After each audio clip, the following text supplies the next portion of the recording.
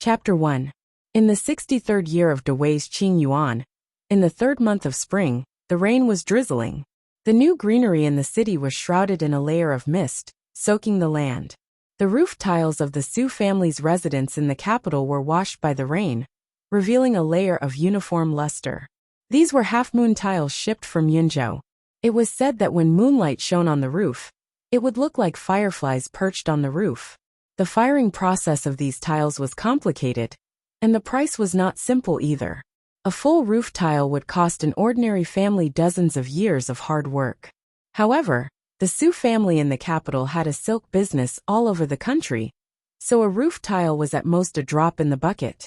Lord Su was the tutor of the current crown prince. He had two sons. The eldest, Su Zhiheng, stood alone. At a young age, he was already a Hanlin scholar, and everyone in the capital praised him. Su Zhiheng also had a wife. When he was 18, he married the daughter of the second master of the He family, He Yan. The eldest son of the He family, He Rufei, was the current emperor's General Feihong. The marriage between a scholar and a warrior could be considered a well-matched match. "Madam, what would you like?" A delicate maidservant in a thin gown handed her a cup of hot tea and asked crisply, "I'm going out for a walk," He Yan replied and drank the tea in one gulp.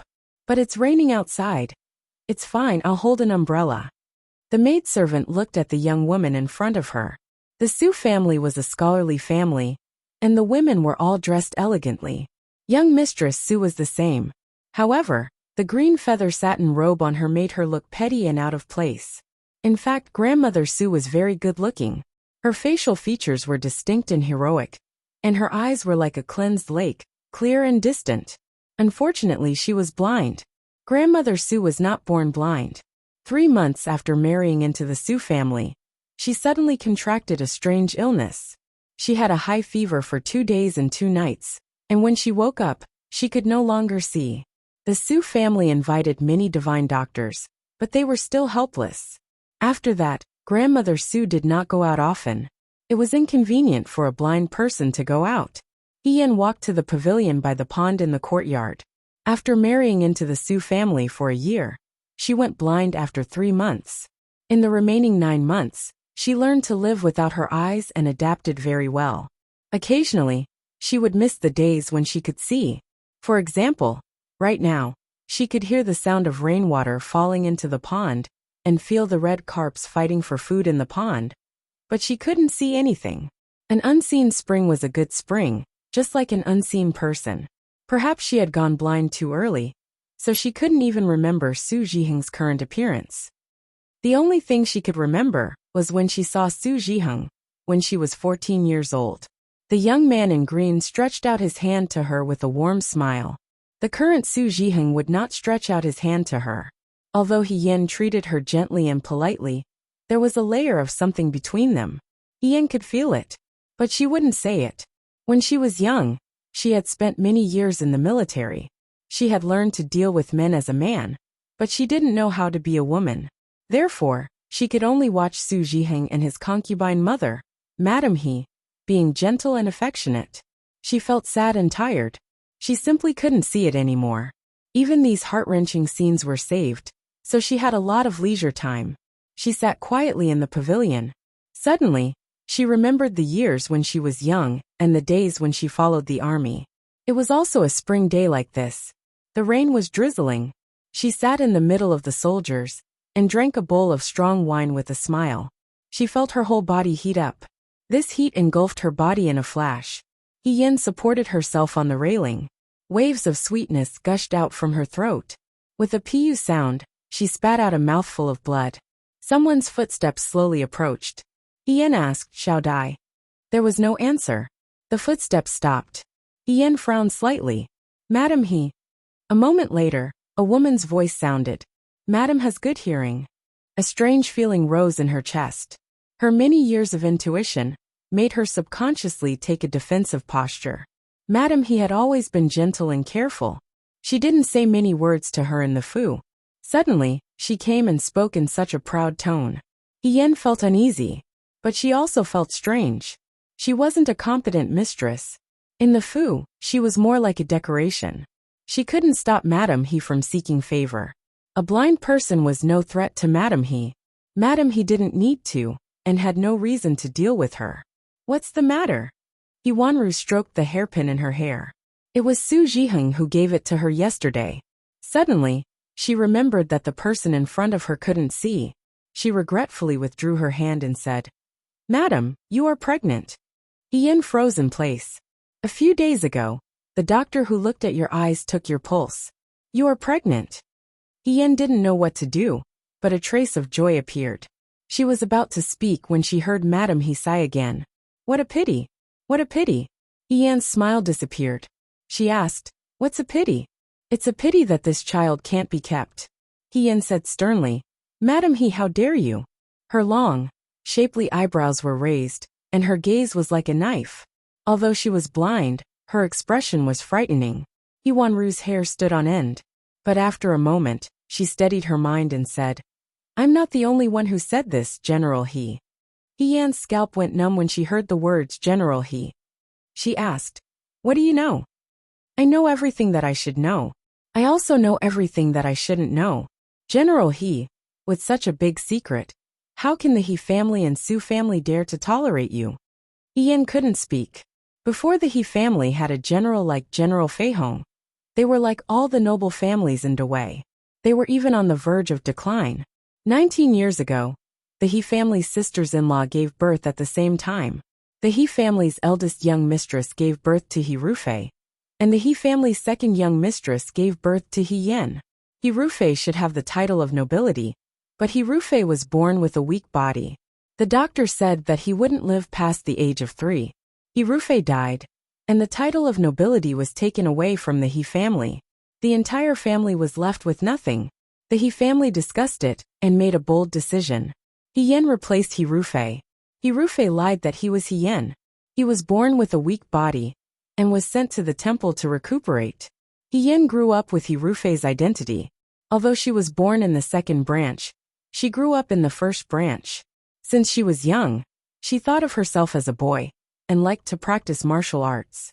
When she was 14, she joined the Fuyue army behind her family's back. Gradually, she became famous in the military campaigns. She even received the title of General Feihong from the emperor, and had the opportunity to enter the palace to meet the emperor. It was at this time that He Rufei, who was sent to the temple to recuperate, returned. He Rufei didn't die. He even lived peacefully until he was 18 years old. He looked agile, healthy, and handsome. Thus, everything returned to its original state. He Rufei met the emperor and became General Feihong. He Yen was still He Yen. Everything wasn't as difficult as imagined. In order to prevent a situation like today's, the He family had long made a rule that He Yen would wear a mask, and no one would see He Rufei's appearance. He Yen was arranged by the He family to marry the current Hanlin Academy scholar, the young talent Su Jiheng. Su Jiheng was handsome, gentle, considerate, and polite. His mother-in-law was also generous and never treated him harshly. For a woman, this was the best marriage. He Yen also used to think this way. Until today, her mask of warmth was torn apart. The bloody truth was even more chilling than the most difficult battle she had ever faced on the battlefield. That bowl of soup that poisoned you was personally ordered by the elders of your family to send it over. Only the dead can keep secrets. As long as you're alive, you're a huge threat to them. When you were taking the medicine, eldest young master was watching from the room next door.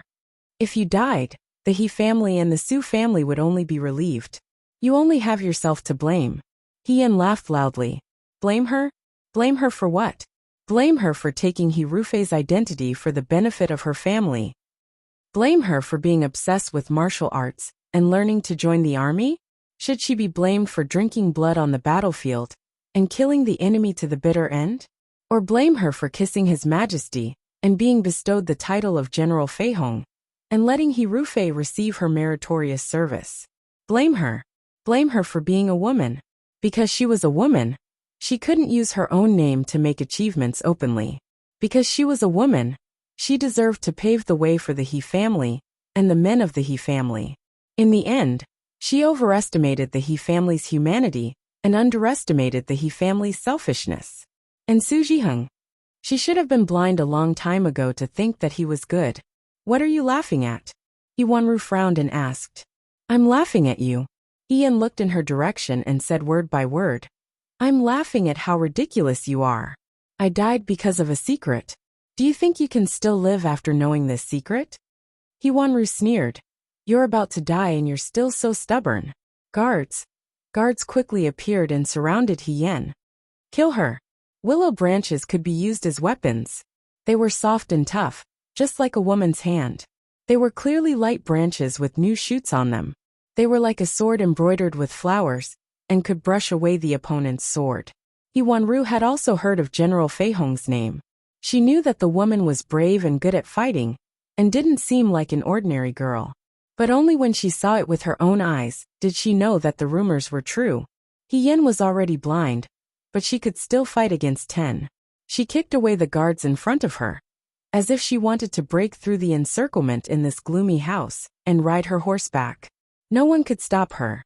But suddenly, she fell from the air like a wild goose shot by an arrow. The blood she spat out splashed on the grass like little wildflowers. That cup of tea, the cup of tea that Xiao Dai handed to her. She lost her sight, and now even her 5 senses. She was truly a blind person, a cornered beast. In order to kill her, they really made foolproof preparations. A bunch of idiots. Now, Iwanru said anxiously. Ian wanted to raise her head. Bang! She felt a sharp pain in her knee. The person behind her hit her leg heavily. Her legs went soft and she almost knelt down. But in the next moment, she was punched in the back again. The fists fell in disorder and hit her body like raindrops. Her internal organs hurt. They wouldn't hurt her with a sword or leave a trace of evidence on her body. Someone pulled her hair and dragged her to the edge of the pond. Her head was pushed down violently. The cold water went over her eyes, nose, mouth, and neck. Ian couldn't speak anymore. Her body fell heavily, but she struggled to look up. The water was getting farther and farther away from her. The sky was like the sunlight. For a moment, she felt like she had returned to her hometown. She vaguely heard the songs sung during the march. Her companions read letters home in their local accent, accompanied by Madame He's panicked crying. Guards, Madame is drowning. She wanted to go home. But she was homeless. Chapter 2. The spring rain seemed to have no end as it continued to fall. However, the room was very warm. The fire in the stove burned brightly. The lid of the boiling medicine pot was pushed up by the steam, and one could clearly hear the gurgling sound of the pot. The girl sat in front of the mirror. In the bronze mirror, a slightly pale face appeared. She had long frowns on her face, thin green and red. Her lips were like small water chestnuts, pursed, delicate and pretty. Her pair of almond-shaped eyes were black and moist, like a mountain stream that was about to gather mist in the next moment. The mist slowly dispersed, revealing a magnificent gem. She had snow-white skin and a flower-like appearance. She was a beautiful girl, but that was all there was to it. Of course, she knew her own beauty very well. Therefore, in front of the small dressing table, there was already rouge, face powder and spice bomb. The smell of the rouge lingered around her. Hien wrinkled her nose and couldn't help but sneeze. The bronze mirror was immediately covered with a layer of white frost from the hot breath she exhaled. Even her face became unclear. Hien was in a trance for a moment, as if she had returned to the moment when she first took off her male disguise. She also sat in front of the mirror like this, looking at herself in the mirror as if a lifetime had passed. She had been drowned in the Su family's pond by the He family's men. However, when she woke up, she had become Hien. She wasn't the current General Feihong, He Rufei's younger sister, Su Jiheng's wife Hien. Instead, she was the owner of this dilapidated house, the 9th-ranked military officer of the city gate, He Sui's eldest daughter Hien. They were both Hien. Their statuses were as different as clouds and mud. Yen, why didn't you say you were awake?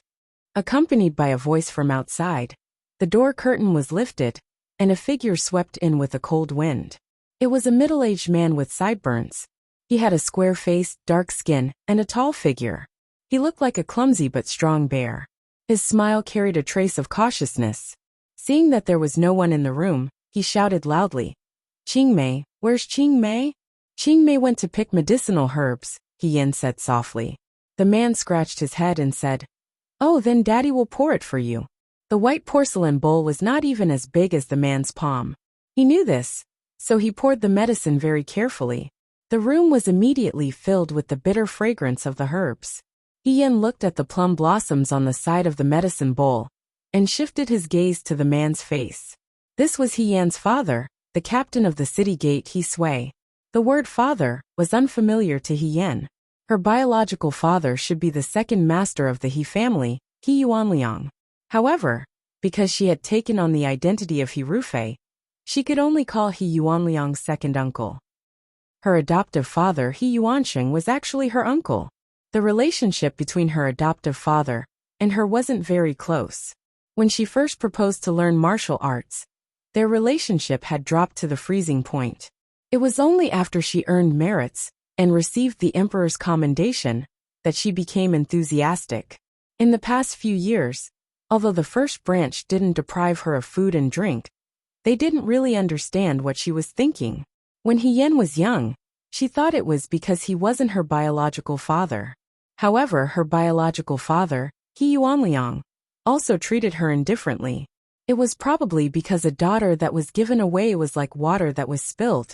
Since he didn't raise her by his side, their relationship faded. Therefore, Hyan didn't remember her father's appearance as clearly as her brothers and subordinates. He Sui had already poured the medicine into the bowl. He carefully scooped up the residue floating on the surface of the water and gently blew on it. He brought it to Hyan and was about to feed her. Hyan took the bowl of medicine and said, "I'll do it myself." The man withdrew his hand and said embarrassedly, "Okay." Niao niao steam rose from the medicine bowl. Hyan looked at the bowl of medicine in front of her hesitantly. She thought of what Madam He said before she died. That bowl of medicine that blinded you was personally sent by an elder in your family. The elder in the family, was it He Yuansheng? Or He Yuanliang? Or was it someone else?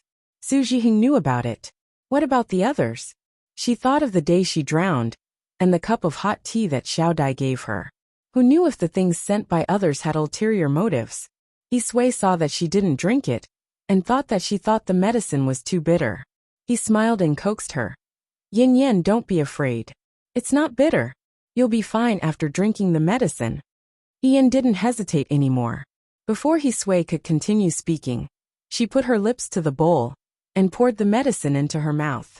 "Wait." He Sui didn't have time to say anything. Yin had already put the empty bowl on the table.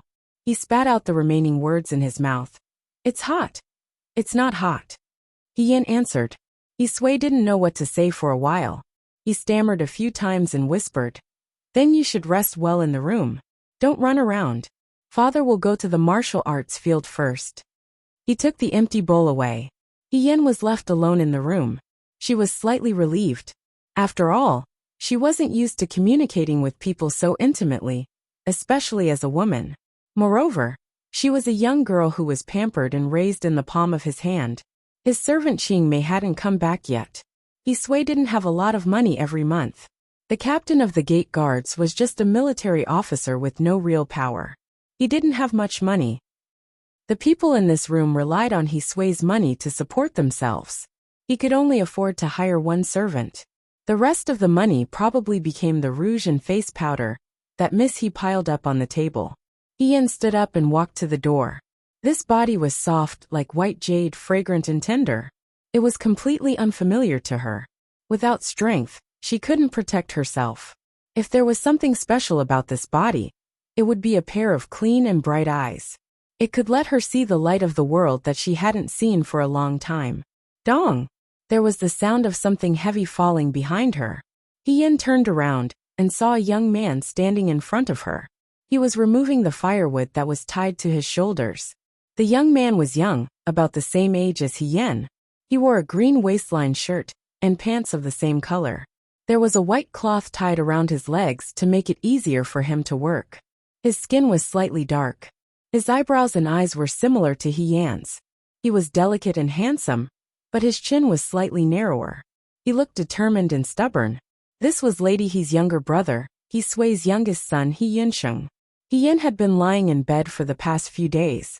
He Yinsheng came several times, but he always came to bring water and the stove.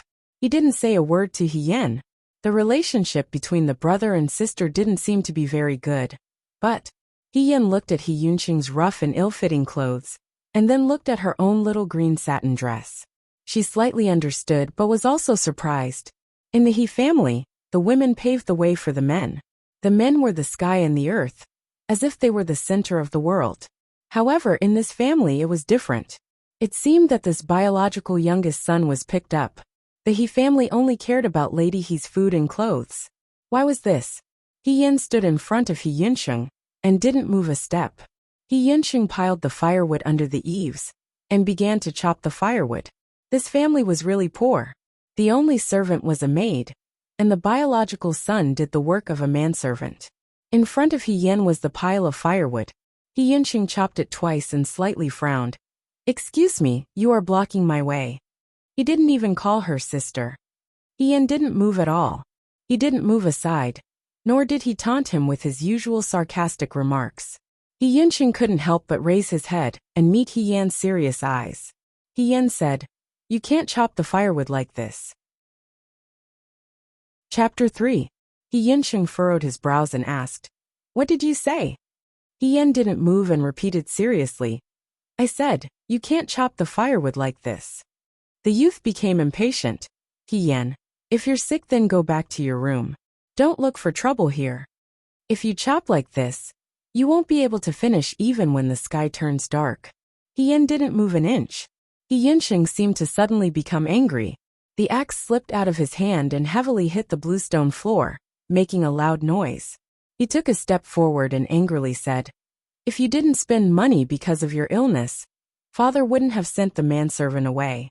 You still know that you have to chop until the sky turns dark. If you haven't chopped firewood before, then don't point fingers. If you're so good at chopping, then do it." He Yan's heart slightly moved. So there was a manservant at home. It was just that the family was poor, and in order to see a doctor, they sent the manservant away. This youth took over the manservant's job. Looking at his appearance, he seemed to have accumulated resentment towards this elder sister for a long time. He sneered and ridiculed her without any mercy. Being poor also had its advantages. For example, there was no one in the courtyard, so the embarrassing scene between this pair of siblings would not be seen by others. If it was in the He family and Su family in the past, the maidservants who came to watch the show would probably form a troop of soldiers and horses. After He Yunqing finished speaking, he waited for He Yan to jump up and scold her. However, to his surprise, He Yan didn't scold her this time. Instead, she bent down and picked up the axe that he threw on the ground. She was dropped by the heavy axe. Her slender wrist seemed to be unable to withstand the destruction. It was a frightening sight. He Yan looked at her hand and frowned slightly. She couldn't even lift the axe. Compared to her past self, she was far worse. He Yunqing was stunned and suspiciously asked, "What are you doing?" "I'll chop it for you to see," He Yan replied. When He Yunqing heard this, he became even angrier and angrily said, "Don't pester endlessly, you." Before he could finish his words, a bang sound interrupted his voice. He Yan had already raised the axe and cleanly chopped the firewood in front of him into two. "Look," she said. "It's very simple. You can't hold the front end of the axe. You have to hold the end of the handle and chop along the lines of the wood. It'll save a lot of energy." He Yunqing stared at her blankly. After a while, the young man's face turned red, and his tone was almost angry. He pointed at He Yan and said, You really have ulterior motives. Your hand. Father will definitely scold me when he comes back. He Yan, you're really scheming, crafty and treacherous." "Huh." He Yan didn't understand. The next moment, a panicked female voice sounded. "Miss, you're bleeding." He Yan subconsciously lowered his head and looked at his palm. He didn't know when the skin on his palm had been scraped. Blood was reflected in his palm. It was so fresh that it was even a little moving. She had only used the axe to chop a piece of firewood, and she had already scraped her hand? Just how delicate was this body? Since he was young, had Lady He ever carried anything that was slightly heavier? Was she made of cotton and tofu? Ian fell into deep thought. The maidservant, Qing Mei, had already rushed over and pulled him into the room. She hurriedly said, "You have to rub it with ointment first. I don't know if it will leave a scar." He Yinshin glared at her hatefully and said, He Yen, you're going to court death sooner or later. Then he turned around and ran away. Ian didn't know whether to laugh or cry. In her previous life, she had lived from her marriage to her death. Until now, this was the first time someone had said that she was courting. This feeling was very novel. In the hearts of soldiers, courting was probably a very distant word. Qing Mei placed He Yan's hand on her knee and used her fingertips to gently rub the ointment onto He Yan's palm. After that, she cried again. What if it leaves a scar? We have to find a way to get some scar removal ointment. It's okay. He Yan couldn't bear to see a girl cry, especially a beautiful girl who was 15 or 16 years old. She was younger than he was in his previous life. He comforted her. If it leaves a scar, it'll leave a scar. It's fine as long as it's healed. Qing Mei widened her eyes and forgot to wipe her tears. She stared at He Yan speechlessly. What's wrong? He Yan asked. No, nothing. Qing Mei wiped her tears and stood up. As long as you're not angry, it's fine. The tone of her words. He Yan looked at the cosmetics and jewelry placed in front of the dressing table. He roughly understood what was going on. In his previous life, he was very particular about her appearance. Her delicate skin must have been pampered. It would be a big deal if she accidentally broke it. Did the heavens see that her previous life was too rough and had never experienced the feeling of being a daughter? In this life, they gave her such a delicate body that couldn't even withstand the wind and rain. Qing Mei asked, Young lady, let this servant pour you a cup of hot tea. It was raining outside just now and you've caught a cold. Wait. He Yan stopped her. I remembered something. When I woke up earlier, there were some things that I couldn't remember clearly. She looked at Qing Mei. How did I get sick? Originally, there was a manservant in this house. Later, the manservant who came to treat He Yan's illness was sent away. It could be seen that this illness wasn't present at birth. But if it was a sudden illness, she didn't feel any discomfort these past few days. Everyone in the house looked at her carefully, as if they were afraid of any accidents. Ian felt strange.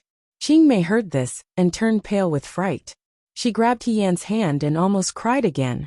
Young lady, you've already been sad for Master Fan. You can't go through this again. Even if it's not for yourself, you have to think about Master and young Master. Master Fan? Man, He Yan asked, which Master Fan? Young lady, what do you mean by that? Yes, Master Fan is so heartless. He's not a good match. Young lady, you're right to forget him. This servant won't mention Master Fan again. I just want young lady to be well. Qing Mei finished speaking and wiped her eyes again. This little maid really loved to cry too much.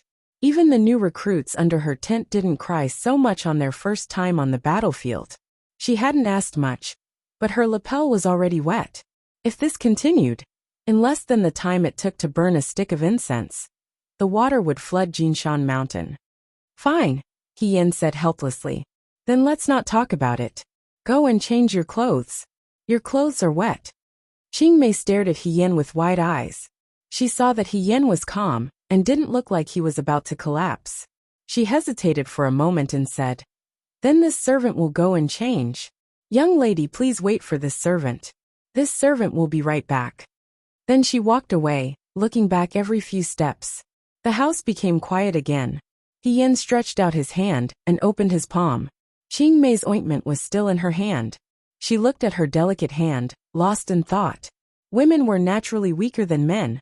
In order to practice hand strength, He Yan used to sneak out of the manor's back door every day before dawn and climb up Donghuang Mountain in the capital to help the monks carry water and chop firewood. In the beginning, the skin on her hands was also worn out like this. Gradually, calluses grew on her hands, and she was able to carry 2 buckets of water with ease. She could even practice martial arts with Shirtu hanging from her wrists. She wasn't smart, so she could only use stupid methods. Over time, she also gained the qualifications to compete with men.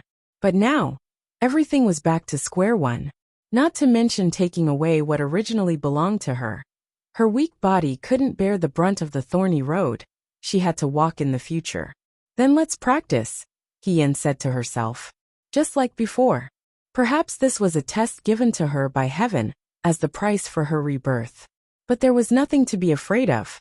She was just starting all over again. Chapter 4. The next day the rain stopped and it was a beautiful sunny day. The blue stone in the courtyard was warm from the sun and had a lush green color. Hien woke up when the rooster crowed for the third time. When Qingmei woke up, she found Hien was not in bed and was shocked. She looked around and found Hien sitting on the stone block in the courtyard in a daze. She was relieved. "Miss, why are you up so early? Is it because the quilt is too thin and cold?" Qingmei asked. "It's nothing, I can't sleep." Hien replied. She did not have the habit of being lazy. In the military camp, she could not relax for even a moment. Even at night, she had to be on guard against the enemy's surprise attack, so she was always alert. Moreover, she wanted to practice martial arts when she was young, so she really did dance at the sound of the rooster. Later, when she married into the Su family, she still could not change her old habits, and was ridiculed behind her back. However, after she became blind, she did not wake up so early.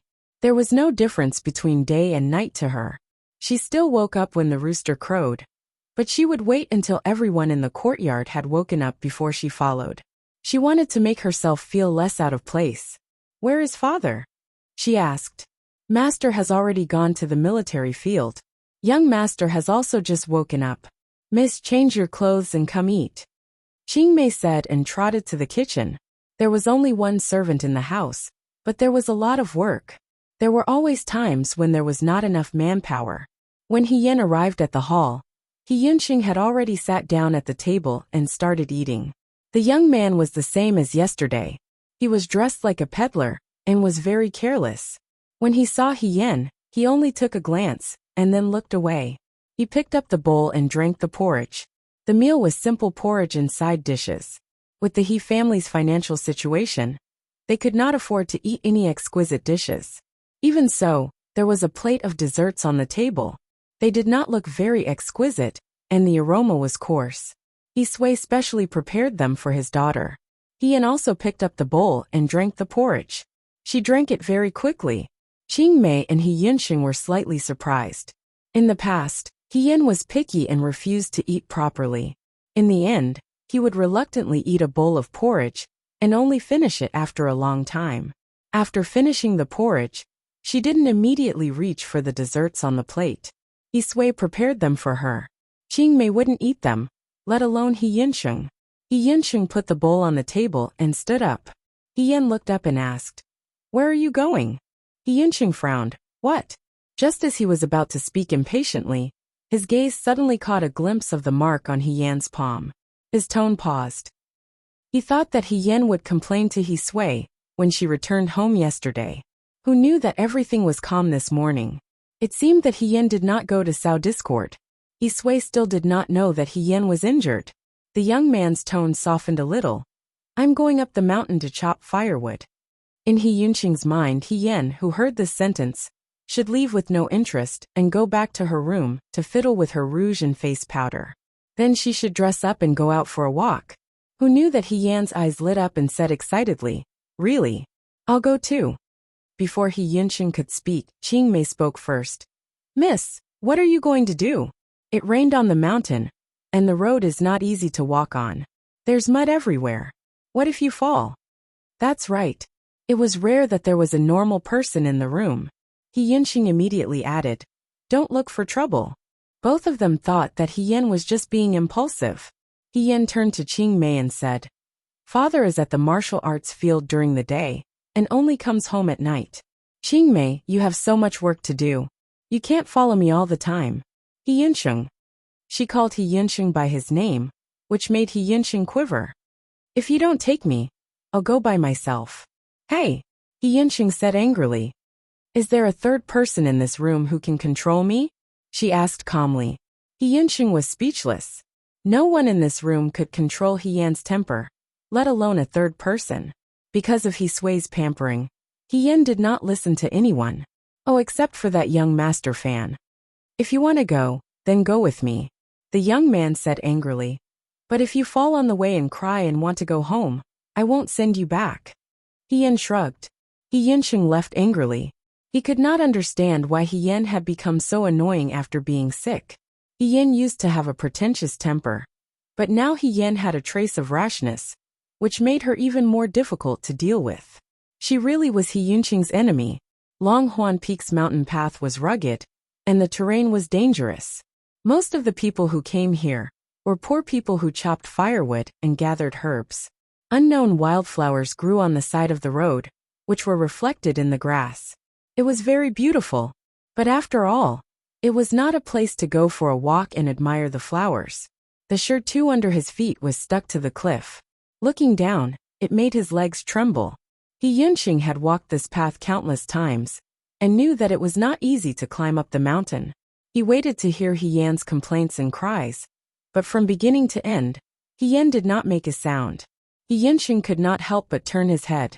He was surprised to find that Hien was not far behind him. They were almost walking shoulder to shoulder. How was this possible? Even a man would find it difficult to walk this path. Not to mention Hien was a delicate young lady. In the past, when she walked far away, she had to rub her knees. When did she have such good stamina? Why are you looking at me? Hien stared at him strangely. Aren't you going to continue walking? He Yunqing did not say anything, and turned back to continue walking. She must be faking it. She must not be able to hold on any longer. Hien looked at her legs and sighed. The strength in her legs was really weak. After walking with He Yunqing for such a long time, she actually felt tired. It seemed that they still needed some time to break in.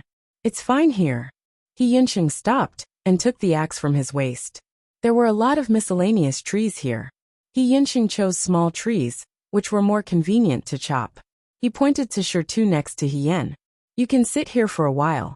I need to chop for 2 hours. Right here.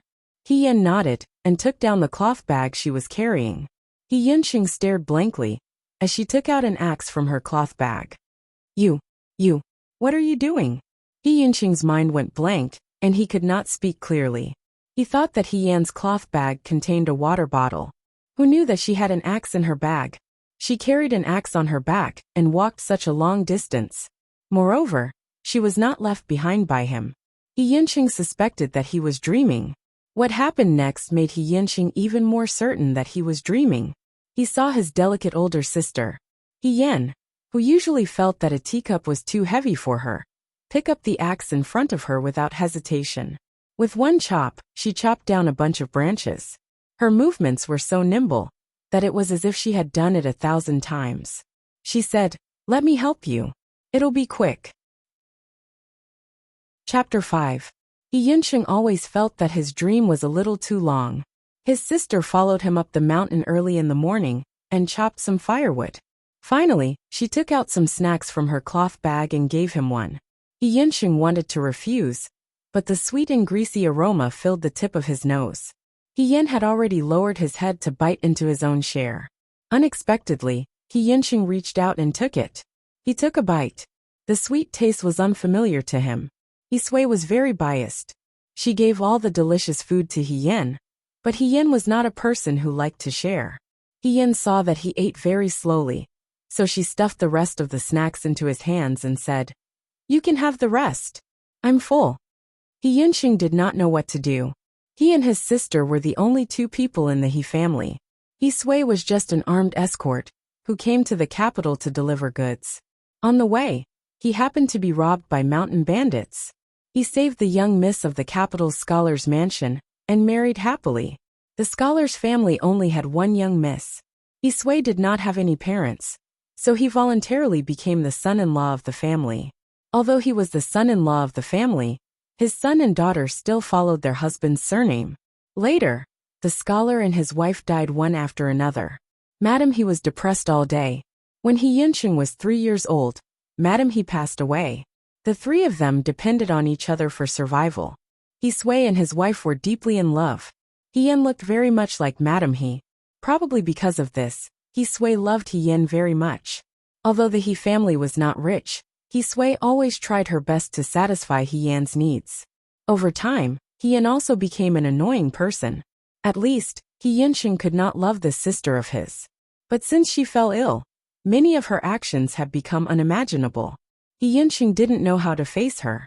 You go up the mountain to chop firewood every day? He Yin asked him. What do you do in the afternoon? Don't you go to school? He Yinsheng was only 1 year younger than He Yin. He was 15 this year. Children at this age should still be in school. When we get back, we'll make a large cake and sell it in the shed in the afternoon. Forget about the school. He Yinsheng casually said. We don't have money at home, and I'm not cut out for that. I can just read a few words. Although he tried to hide it, He Yin could still see a trace of regret and longing in the boy's eyes. After a pause, she asked, What do you want to do in the future? Why do you ask? He Yinsheng was suspicious, but after a moment, he still answered He Yan's question. Now I go to the martial arts arena every day. In the future, as long as I pass the academy examinations, I will be able to enter the city's garrison army and slowly become a lieutenant. Then I will be able to earn some silver. That's it. He Yin laughed. I thought you would want to do something else. How can I do something else? He Yinsheng mocked himself. Don't tell me I'm going to be like General Fei Hong? We both have the same surname, but he's much more powerful than us. Suddenly hearing his name from He Yinsheng's mouth, He Yin froze for a moment. She was silent for a moment before asking, You know General Fei Hong? Of course I know. Who doesn't know in Dawei? That year General Fei Hong conquered the western Chang, General Fengyan conquered the southern barbarians, northern He and southern Shao. That's why our Dawei was at peace. Young men are chivalrous and high-spirited. If I can become a person like them, even if I die, it's worth it. He Yin laughed out loud. He Yinsheng was flustered and exasperated. What are you laughing at? But just chopping firewood and selling large cake. You can't become a person like them. That year General Fei Hong and General Fengyan weren't people who could be successful just by casually learning in the martial arts arena. Of course I know. He Yinsheng's face turned red. But which young man didn't want to make a name for themselves? He Yinsheng was at the age where he was hot-blooded. Moreover, the current situation was really holding him back. He Yin said, From tomorrow onwards, I'll go with you to the mountains every day to chop firewood and sell large cake. What? He Yinsheng jumped up from the chair too. He Yin, are you crazy? Today's matter could be said to be a spur-of-the-moment thing. If she came every day, He Yin was afraid that her brain was damaged because of her illness. Without waiting for He Yinsheng to speak, He Yin had already stood up and patted the dust off her body. Since you're done eating, let's continue working. Spring waits for no one. He Yinsheng. After the spring rain, it was sunny for more than 10 days. Recently, Qingmei had something on her mind. In the past, eldest miss always ordered her to do this and that. Eldest miss, who made her serve her personally, didn't look for her anymore. During the day, she went out with He Yinsheng. At night, when Qingmei wanted to help He Yin freshen up, He Yin also sent her out. The only thing she could do was to get up in the morning to comb He Yan's hair. Qingmei was sick at heart with worry. If this went on, would she also be kicked out of the house like those manservants who were sent away by He Sui? After all, eldest miss didn't need her anymore. He Yinsheng also had a lot on his mind. For more than half a month, He Yin went to Longhuan Peak with him every morning to chop firewood. Unexpectedly, she woke up earlier than him. He Yin went up the mountain and tied a sandbag to her hands and feet. He Yinsheng secretly weighed it. It was very heavy.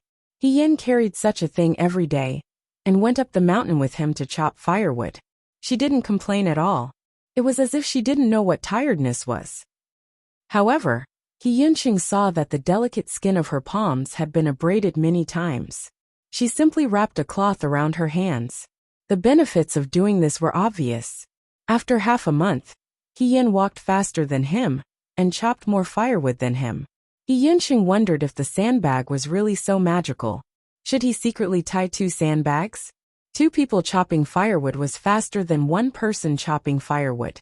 The extra time could be used to sell more cakes. He Yin was a woman after all. It wasn't good for her to make a living in public. He Yinsheng also reminded her. But He Yin didn't care at all. He Yinsheng felt a headache coming on. If He Sui knew that He Yin had been with him these days, either chopping firewood in the mountains or going out to sell cakes, he would definitely whip him. Fortunately, He Sui didn't know. Not only did He Sui not know, but he was happy every day. His son and daughter, who used to quarrel endlessly, were much closer recently. They could sit at the same table and eat together. Sometimes they would even chat. Sui was very satisfied. He was much kinder to the new soldiers on the school field. After all, everything would prosper if the family lived in harmony. At this moment, Yin was sitting in front of the dressing table. Qingmei looked at her anxiously. Ever since Yin recovered from her illness, she didn't like to look in the mirror. She also didn't like to fiddle with her rouge and face powder. Now that she was fiddling with it again, Qingmei was a little nervous. Recently, the household's expenses were very poor. Yin wanted to buy new lipstick at this time, but she didn't have the money. Yin flipped through the face powder on the table and felt a headache coming on. These things had already been used. They couldn't be sold for money. She flipped through a few more times and found a few hairpins and jewelry. They were all made of silver, and the quality was average. They were not as good as the ones she used to wear in the Su family. However, she didn't care so much now. She found all the jewelry and handed them to Qingmei. Take these to the pawn shop and pawn them. Pawn them until you die. You'll get more money. Qingmei's eyes widened. But, we're very poor now. Yin explained to her earnestly. These can't be eaten. She had to pawn the jewelry and get some money. It would be best if she could get enough money for Yinqing to go to school. Since she had taken over Lady He's body, she should at least do something for the He family. After she took care of these things, she could do her own things with peace of mind. For example, she could settle an old debt. Chapter 6. When they went out, Yinqing asked, "Why are you so late today? You won't be able to get a good seat later." "I have something to do," Yin said. "It's okay if you can't get a good seat. Our cakes are better." Yinqing was speechless. He felt that talking to Yin now was like punching cotton, making it hard for him to vent his anger. Yin didn't lose her temper and was in a relaxed mood. Yinqing didn't know if she was optimistic or stupid. At least, he hadn't seen Yin in a long time. The shed was set up on a street in the west of the city. Opposite was the capital's largest restaurant, Zuyu Court. Guests came and went, and the small business here was very good.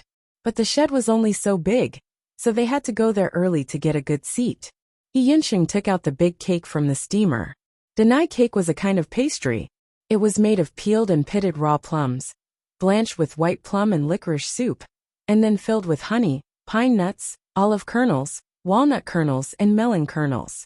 It was put into a small steamer and steamed until it was ripe. It was sour and sweet, very delicious and not expensive. Yinqing came to sell the big cake, and he could make money every month to support his family. The sun was warm and comfortable, and people came to buy one or two from time to time. By the time the sun turned to the east of Zuyu Court, they would probably be sold out. Yin watched Yinqing work. Yinqing was very capable, and it reminded her of the children in the army camp. Most of the children in the army camp were from poor families, and the young masters of rich families were not willing to let them go to war. Those poor children went to war just for a bite to eat. So before that, they did all kinds of work, and they could do anything. Although she had never been poor, she had been through it. "Hey, give me one. Isn't this Lady He?" A voice interrupted Yan's thoughts. She looked up and saw a long-faced man in front of her. His hair was combed into a shiny bun, and he had the head of a deer and the eyes of a mouse. He was dressed in white, but he was neither fish nor fowl. He raised his hand and was about to put it on Yan's shoulder, but Yan dodged to the side. The man missed and regretfully retracted his hand, saying, "Lady He, long time no see. You didn't go out much these days. So you're here to sell cakes with young Master He. How can you do this kind of thing? It's hard." His tone made it sound like they were close. Yan didn't understand and looked at Yinqing. Yinqing's face was filled with anger as he reprimanded, "Wang Jugui, stay away from my sister." "Brat, your sister doesn't mind." "You?"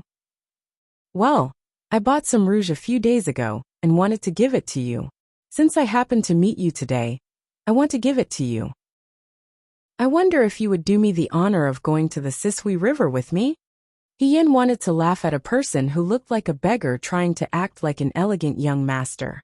She had met many people in her 2 lives, both good and bad. But no one dared to tease her like this. I want to sell cakes. I may not be able to go for a walk with you. He tactfully declined. You should give this rouge to someone else. Wang Jigui was stunned. He lived on the same street as the He family. He father was a military officer, so others didn't dare to provoke her. But He wasn't a girl who knew her place, and she liked to take advantage of little things. Usually, if he gave her some rouge and powder, she would call him Brother Jigui. Today, in front of so many people, he was slapped in the face. Wang Jigui was embarrassed. His smile wasn't as sincere as before. Lady, he can't still be thinking about young Master Fan, right? Young Master Fan is about to get married. Why do you? Shut up. Before he could finish his words, Wang Jigui felt a punch on his face and fell to the ground with a thud. He Yinxing stood in front of him and pointed to the distance. Get out of here, she said angrily. The 14 or 15-year-old boy was like a half-grown calf, full of strength. Wang Jigui had been hollowed out by wine and women. He was no match for He Yinxing. His head hurt, his face hurt, and his whole body was flustered. He scrambled to his feet and looked at He Yin. She didn't seem to have any intention of apologizing. In fact, she seemed to be interested. Suddenly, a nameless anger surged in his heart. You, he pointed at He Yin with a trembling finger. He Yinxing stood in front of He Yin and sneered. What's wrong with us? Wang Jigui didn't dare to step forward. He had some doubts in his heart. The relationship between these two siblings had never been good. He Yin always complained to him. He Yinxing also never cared about He Yan's matters. Why were these two together today? He Yinxing even stood up for He Yin. Just you wait. He stomped his feet and ran away. The crowd dispersed, and the shed returned to its original calm. He Yinxing put away the big cake with a gloomy face and didn't say a word. He Yin looked at him. What are you looking at? He Yinxing asked angrily. You did a good job just now. He Yin pondered for a moment. It's just that your lower body is a little unstable. Your basic skills aren't very solid. You still need to practice your horse stance at home. Go away. He Yinxing didn't want to talk about it. You're not a martial arts instructor. He Yin looked at He Yinxing. He Yinxing was a promising talent. Perhaps it was because he had worked hard since he was young and had a good foundation. Compared to the young masters of the He family, He Yinxing was a good seedling. He shouldn't have bought the big cake here. He should have gone to a better martial arts school to learn his skills. Then let me rephrase. Who is Master Fan? He Yinxing slammed his handkerchief on the table and glared at her. You still dare to say it. What's wrong with Master Fan? He Yin glanced at him. He Yinxing mentioned Master Fan, as if he was extremely angry. What's wrong? If he didn't provoke you first, you wouldn't have been fooled by him. That kind of young master is a womanizer. You're the only one who would believe him. He's about to get married, and you're still going on a hunger strike for him. You're dying for him, but he's still marrying someone new. You, on the other hand, have become a joke in the capital, and you still mention him. Are you trying to anger me to death? With just a few words, He Yin roughly understood what was going on. Lady, he was spoiled and spoiled since she was young. How could she raise a peony in a clay basin? She wholeheartedly wanted to marry into a noble family and become a noble lady. By chance, she met a young master from a noble family. The two of them secretly fell in love. However, Lady he gave her heart to the other party, but the other party was just fooling around. A young master from a noble family would never marry the daughter of a military official. Master Fan's family had already found a suitable match for him and was about to get married. How could Lady he let it go? She personally went to ask for an explanation, but was mercilessly kicked out. She couldn't accept it and wanted to commit suicide by hunger strike.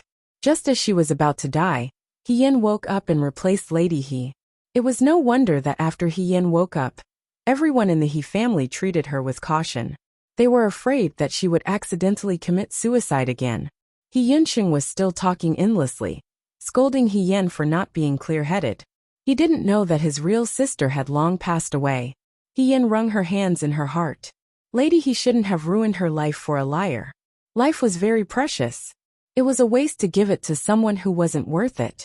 Moreover, if she passed away like this, the person who betrayed her would still live freely, but the person who truly loved her would be in so much pain that he wished he was dead. What was the point of hurting her loved ones and making her enemies happy? Her experience was somewhat similar to Lady He's. They both had bad relationships, but she was different from Lady He. He Yuanxing, He Yuanliang, He Rufei Su Jiheng, and He Wanru. She would personally visit them one by one and take back what they owed her. For this she had done a lot of work. Every morning, she would walk with a sandbag tied to her body in order to regain her strength. Every afternoon, she would sell goods in the marketplace so that she could inquire about the He family and the Su family from all kinds of people. For example, the blind Madame Su had accidentally fallen into the water and drowned a few days ago. The first master of the Su family was inconsolable and bedridden. The entire He family was mourning, and the first master of the He family's hair turned white overnight. General Fei Hong and his sister were very close, so he personally took care of his cousin's funeral. The funeral lasted for 3 days and 3 nights, and the whole city knew about it. These half-truths flew into He Yan's ears like snowflakes, and she could only laugh it off. The truth had been covered up, and she had to uncover it. Before that, she had to live well. Chapter 7. At night, the wind came in through the cracks in the window and made the candlelight sway slightly. He Yan looked at the silver pieces in front of him and asked, "That's all? I've already asked the shopkeeper to give me more," Qing Mei said awkwardly. "But the shopkeeper said that the jewelry can only be exchanged for this much." He Yan nodded. "Then you can leave first." Qing Mei left. He Yan picked up the silver pieces one by one and put them in his palm. There were only 2 pieces in total. She felt that her heart seemed to be broken along with them. When she was in the He family, she didn't lack money. Even if she was really short of money, she could casually take some jewelry or jade pendant to exchange for some money. Later, when she was on the battlefield, she didn't need money. When she returned to the capital, the emperor's rewards filled several courtyards of the He family. She thought of the gold, silver, and jewelry bestowed to General Fei Hong. She could take any one of them and solve the He family's urgent needs. But she wasn't in the He family now. He Yan sighed heavily and finally understood what it meant to be a penny stumped a hero. Money was money. There was one more thing. She also wanted to go to the drill ground.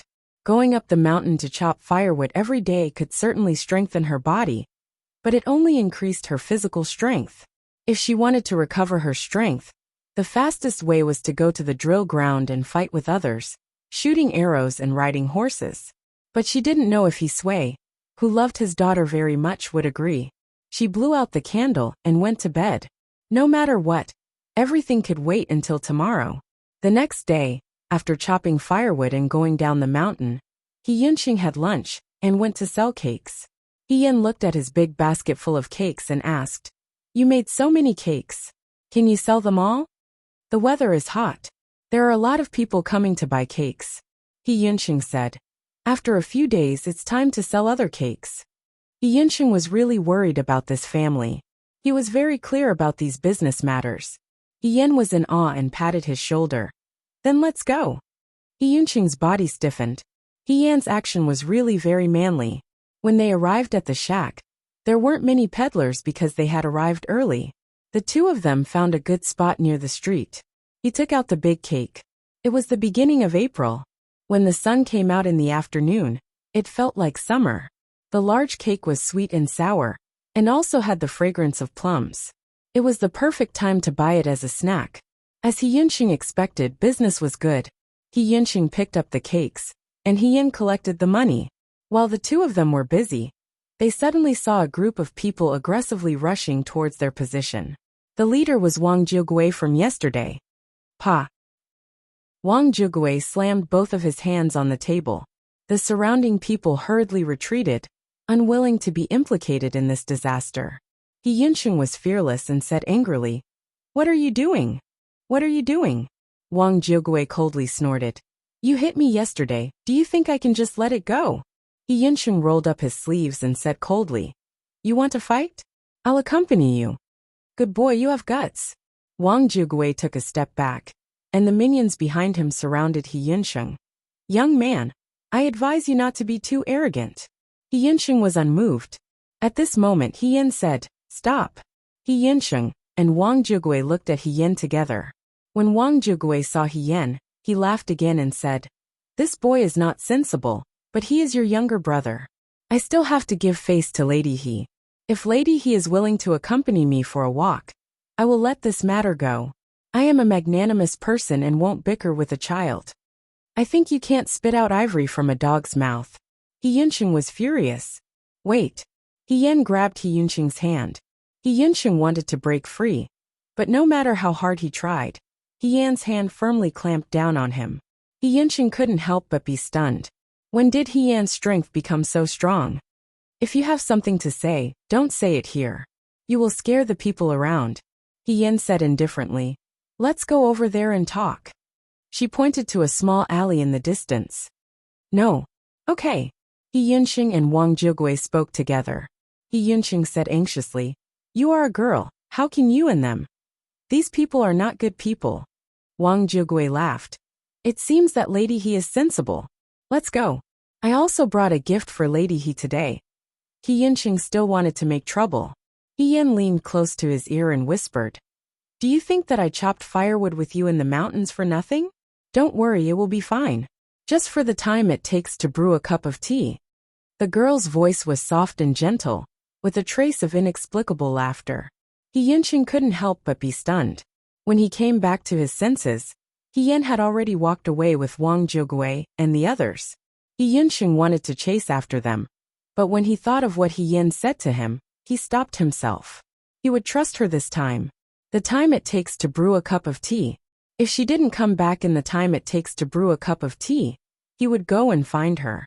On the other side, He Yin and Wang Jigui walked into the small alley. Above the small alley was the wine shop of Zuiyu House. They could faintly hear the melodious sound of the zither inside. He Yin had been looking forward to this place for a long time, but she had never been there.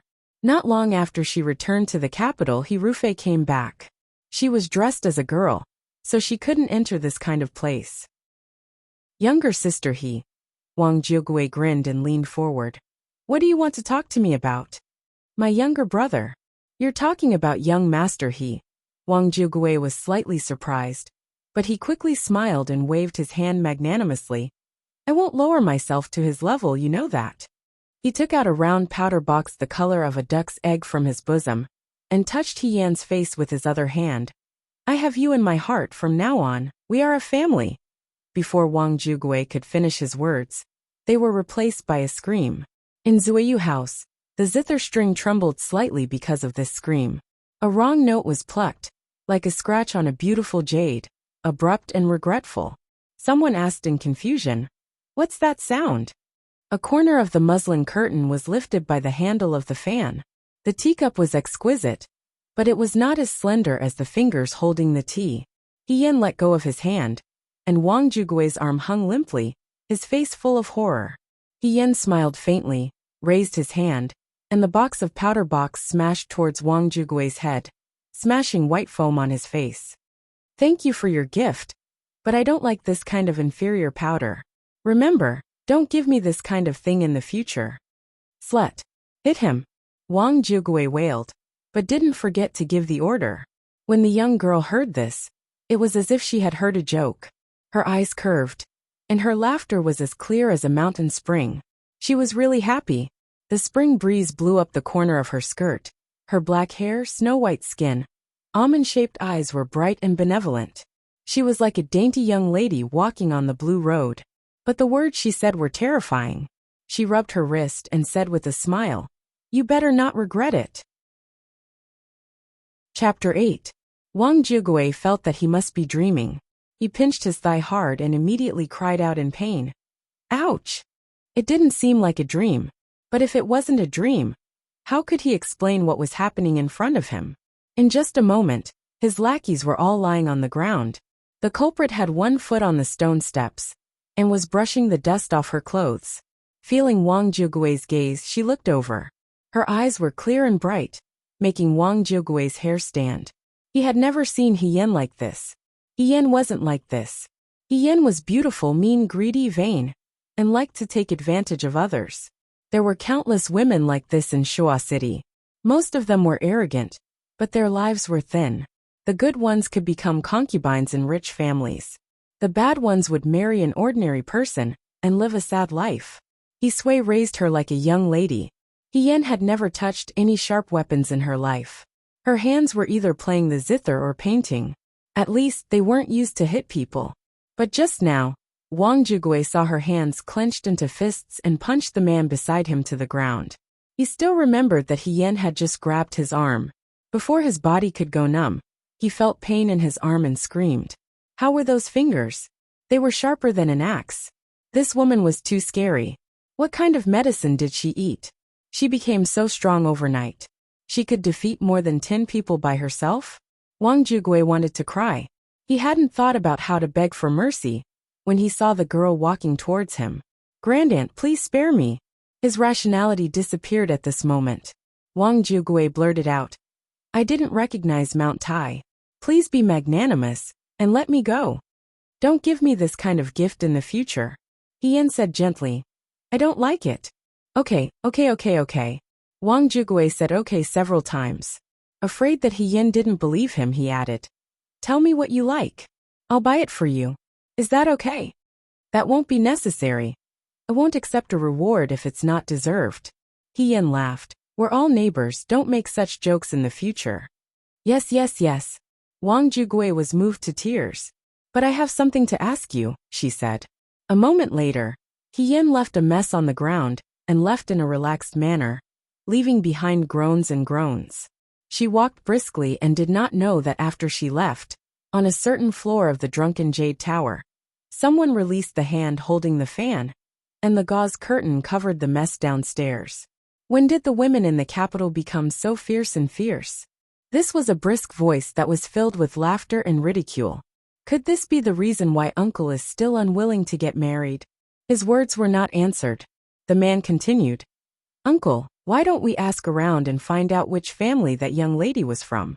If she's not bad, why don't you take her in as one of your female guards? At night you can..." Bang! Someone's fingertips lightly tapped the table, and the tea lid on the half-cup accurately flew into his mouth with a whoosh, leaving him speechless. Woo. The man was unwilling to give up and made threatening gestures. "If you say one more word of nonsense, I'll throw you down from here." A lazy and indifferent voice interrupted the other's complaints. The room quieted down. The plucked strings of flowing light slowly flowed through the elegant room, covering the spring scenery outside the window. The tea continued to be drunk. Someone muttered, "Stingy," but it was quickly drowned out by the sound of the zither. Hien saw that Hien came back safe and sound and was relieved. "Are you okay? Where are Wang Jugui and the others?" Hien didn't see Wang Jugui's figure and asked. "I tried to reason with them and moved them emotionally, and they left. They also said that they will come another day to apologize, and won't do such a thing in the future." Hien said, "Don't worry about them, just continue to sell cakes." Hien looked at her suspiciously. If Wang Jugui was really so reasonable, he wouldn't be called Wang Jugui. But Hien didn't look like she wanted to say more, and she didn't look like she was hurt. Hien was a young man, so he quickly put this matter to the back of his mind. At night after dinner, Hien wanted to go to bed, but Hien stopped him. "What's the matter? Do you have clean clothes?" Hien asked. Hien didn't understand. "I want to see if there's anything on your clothes that needs to be mended." Hien said, "I can help to mend it at night." Hien expression was about to crack. Ever since he was born, this was the first time Hien had asked to mend his clothes. For a moment, the young man's heart was filled with a strange feeling, but he asked hesitantly, "Have you done needlework before?" He seemed to remember that Hien didn't know how to sew, and Qing Mei did all the needlework. "You're underestimating me." Of course not." Hien gave him a push. "Hurry up and get it. Bring whatever you can get." Hien obediently found a pile of clothes. Hien picked up the clothes and walked into the house. Hien was still a little hesitant. "Why don't I ask Qing Mei to do it? Qing Mei's work is not as good as mine. Go to sleep. You have to wake up early tomorrow," Hien said. After sending the young man away, He Yin returned to the house and looked around. Finally, she found a maroon round-necked, narrow-sleeved long robe. He Sui probably gave all his money to his daughter. He Yinsheng didn't even have a decent piece of clothing. He only had some cotton clothes, and this long robe was probably the leftovers of other people. The color of the washed clothes was old. Fortunately, she was about the same height as He Yinsheng, so the long robe barely fit her. Then, she tied her hair into a man's bun and stuck a tree branch outside the door. She made her skin darker and her eyebrows thicker. He Yin looked at the mirror. She looked like a young man. In her previous life, she was very good at dressing up as a man. At least during those years, no one noticed anything wrong. In this life, she didn't feel awkward dressing up as a man. Unfortunately, she wanted to be an elegant young master. But when she wore this robe, she looked like a young master from a declining family. It was barely pleasing to the eye. She paced back and forth in the house. When she was sure that nothing would go wrong, she secretly opened the door and walked to the courtyard. She nimbly jumped over the wall and came to the street. At this time of the year, there was no curfew in the capital. It was a lively and bustling time. He Yin walked along the brightly lit street. The boats along the shore sang and danced pleasantly. The hawkers on both sides of the street shouted loudly. Spring was full of life. It was a prosperous night. She hadn't been able to go out like this for many years. He Rufei had returned to the He family. He Yin had married into the Su family. He Yin had lost her sight. These lively, bustling, and beautiful things seemed to be very far away from her. But tonight, with the night breeze blowing from the lake, she regained what she had lost. She was free. She was free from the He family, and had to start all over again. She was grateful to the heavens. The capital was not far from the Drunken Jade house. Outside the Ming house, beautiful girls were welcoming guests with smiles on their faces. This was not a brothel, but the capital's largest and most famous gambling house, Latong House. Ian stopped in front of Latong House. Chapter 9. At the entrance of Latong Zhuang, a woman wearing a flower hairpin stopped He Yin and said, "Gongzi, this is a gambling house." "I know." He Yin nodded and took out a piece of silver from his sleeve. He waved it in front of her and said, "I'm here to gamble." The woman was stunned. Before she could say anything, He Yin had already walked in. The woman standing outside the gambling house was a gambling prostitute. The people who came to Latong Zhuang were all from wealthy families. Silver was worthless, so they learned to treat people differently. Those who didn't look very rich would persuade people to leave. First of all, it wasn't very nice for poor people to walk inside. They would dirty the embroidered carpet. Second of all, the poor people cared about money and couldn't afford to lose. Once they lost, they would cry to the heavens and earth and refuse to pay. They would disturb the noble's mood and lose more than they gain. He Yan's clothes were old and washed. He definitely didn't look like a young master from a wealthy family. Unfortunately, the gambling prostitute didn't have time to stop her. She had already entered uninvited. The gambling house was full of people. Everyone's face was red. Those who won were naturally complacent. Those who lost were unreconciled. They took out a stack of banknotes and shouted, "Again!" Ian walked and looked around. It turned out that the rumors about gambling houses and brothels were true. Today, after she taught Wang Jiugui a lesson, she asked Wang Jiugui a question. She asked him which was the biggest gambling house in the capital. Wang Jiugui, a street punk, must know. Sure enough, Wang Jiugui told her about Latong Zhuang. Ian had never been to a gambling house. Before she joined the Fuyue army, because of her special identity, she couldn't go to places with more people, let alone a gambling house. When she joined the Fuyue army and returned to the capital after winning the war, He Yinqing came back. She became the demissy of the second branch of the He family. She couldn't go to this kind of place. Therefore, this was the first time she didn't even know where the gambling house was.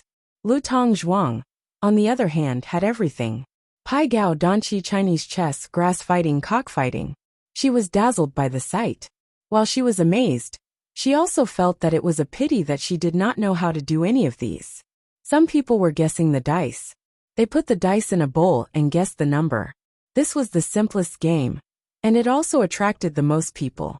He Yan's eyes were dazzled by the flowing silver.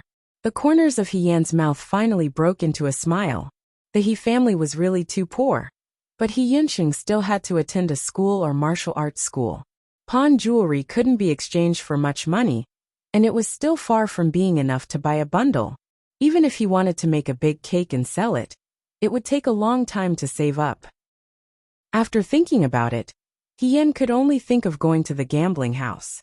Although it was opportunistic, he could not care so much at the moment. "Hey brother, why are you standing here? Don't stand here if you don't want to gamble." The people around He Yan shoved him with disdain in their eyes. "If you don't have money, why did you come to a casino? Can't you just buy some nice clothes?" It was really unappetizing. He Yan said, "Let's gamble." The people around were all wearing gold and silver. They were either rich or noble. When they suddenly saw a young man in poor clothes, they couldn't help but look over. He Yan took out the only 2 pieces of silver from his sleeve and put them on the table. Someone mocked, "Boy, you should think clearly. This is not a joke. I see that you don't have any other silver on you. Why don't you stop gambling? If you really lose and cry, others won't return the silver to you." It wasn't that such a thing didn't happen. Gambling was addictive. The more one lost, the more one gambled. Some people lost all their land deeds, wives and children. In the end, they regretted it and were kicked out by the people of Lutong village. This happened from time to time. They looked at He Yan with pity. The poor people in Lutong village had no way out. He Yan smiled. "It's okay, I'm just gambling for fun." Everyone burst into laughter, but no one knew whether they were laughing out of goodwill or just for fun. The dice were put into the bowl and turned upside down. The dealer shook the dice left and right. The dice made a crisp sound. It was accompanied by the lively voices of the people. It was like music. He could vaguely hear the rough men talking and laughing loudly. He Yan remembered those years in the barracks. When she entered the barracks, from a soldier to a deputy general, from a deputy general to a general. She didn't have any relationship with the He family. She relied on her own flesh and blood to earn her position. There was no other entertainment in the cold and bitter border. Those men in the barracks couldn't hold it in and secretly gambled. He Yan would punish them every time he saw them. He couldn't stop them from gambling in private. He Yan was also helpless. In the end, he could only rule that they couldn't gamble with silver. They could gamble with other things like a drumstick, a piece of dry food, or a piece of fur. They didn't really want to gamble, but they were really bored. He Yan couldn't bear to deprive them of their only pleasure other than training and fighting. They let He Yan play with them. Sometimes, He Yan would join them for 1 or 2 rounds when he was in the mood. Every time he lost badly. She lost almost all of her trinkets, but she wasn't angry. She just felt that there were specializations in this field. Not everyone knew how to gamble. The crisp sound of the dice stopped abruptly. The dealer put down the bowl and looked at her. "Big," He Yan said. "Open." The bowl was opened. 2 dice lay quietly on the table. Everyone held their breath and looked over. The 2 dice, 1 5 and 1 6, were indeed big. Everyone was a little surprised. After a moment, the man who laughed at He Yan laughed. "You're lucky. Take this money and get some good clothes." Some scattered silver and banknotes were piled up in front of He Yan. He Yan pushed the silver out again. Everyone looked at her. "Again," she said with a smile. Someone couldn't help but say, "Hey, this kid is a little arrogant. Brother, you'd better quit while you're ahead. It's good enough that you won." This was a kind advice. "Do you really think you'll always be so lucky? Ha ha ha, children are so naive." Sounds of mockery, persuasion, and chatter filled his ears. He Yan only had eyes for the 2 dice among the multitudes of people. He Yunxing needed to attend school and become a military officer. Qingmei couldn't finish all the chores, so the He family should hire more servants. It would be summer in a few months, and the rainy season would come. Some of the tiles on the He family's door were missing, so it would definitely leak. Both inside and outside they needed silver. She wanted to find out about Su Zhiheng and He Rufei, so she couldn't do without silver. She didn't need a lot of silver, but she definitely couldn't do without it. Otherwise, when she couldn't move an inch, she would know that life was difficult. "Have you thought it through?" The middle-aged man who shook the dice stroked his beard and smiled kindly. He Yan returned a polite smile. Again. Chapter 10. Money was piled up on the table, and some people stacked their jade pendants on top of them. A young and inexperienced boy, who had good luck after good fortune, naturally attracted the attention of others. Not long after, the place was filled with people who wanted to watch the fun. Big. Open. Gongzi, please choose. Small. Again. Open. Again. Open. Again. Open. In front of Hien, there was a pile of banknotes. The people who laughed at her just now had already quieted down. Even a fool could see that she was not a newbie who came to play for the first time. If it wasn't for the reputation of Lutong Zhuang, others would have suspected that she was working together with the banker to deceive outsiders. The faint sound of the night watch came from outside. Hien said, "It's getting late, I should go back." "Gongzi," the bearded old man smiled. "Let's play one last round. How about we change the bet?" Hien looked up at him. "How do we play? Let's not play big or small. I think Gongzi is an expert. How about we guess the number of the dice?" He pushed all the jewelry and banknotes on the table to the middle of the table. "If Gongzi wins, these will all be Gongzi's." Hien looked at the banknotes on the table. She had already won a lot, and she knew that this would attract other people's attention. In the past, when she was in the army, she had heard the young generals talk about the dark side of casinos, so she knew a thing or two about it. She should have stopped when she was ahead, but for some reason, He Yunqing's yearning gaze when he talked about going to school appeared in her mind, as well as the one and only clothes she was wearing, which had been washed out. "Okay," she said. The crowd was in an uproar, and the atmosphere suddenly became tense. Guessing big or small and guessing numbers were two completely different things. Guessing big or small depended on luck. There were only two outcomes, big or small, but the number had to be accurate to every single one. If it was wrong, it was wrong. The chance of winning was too small. Unless it was someone who really knew how to throw dice, they probably wouldn't do it like this. Moreover, the banker's method was different. Ian also pushed all the banknotes in front of him forward.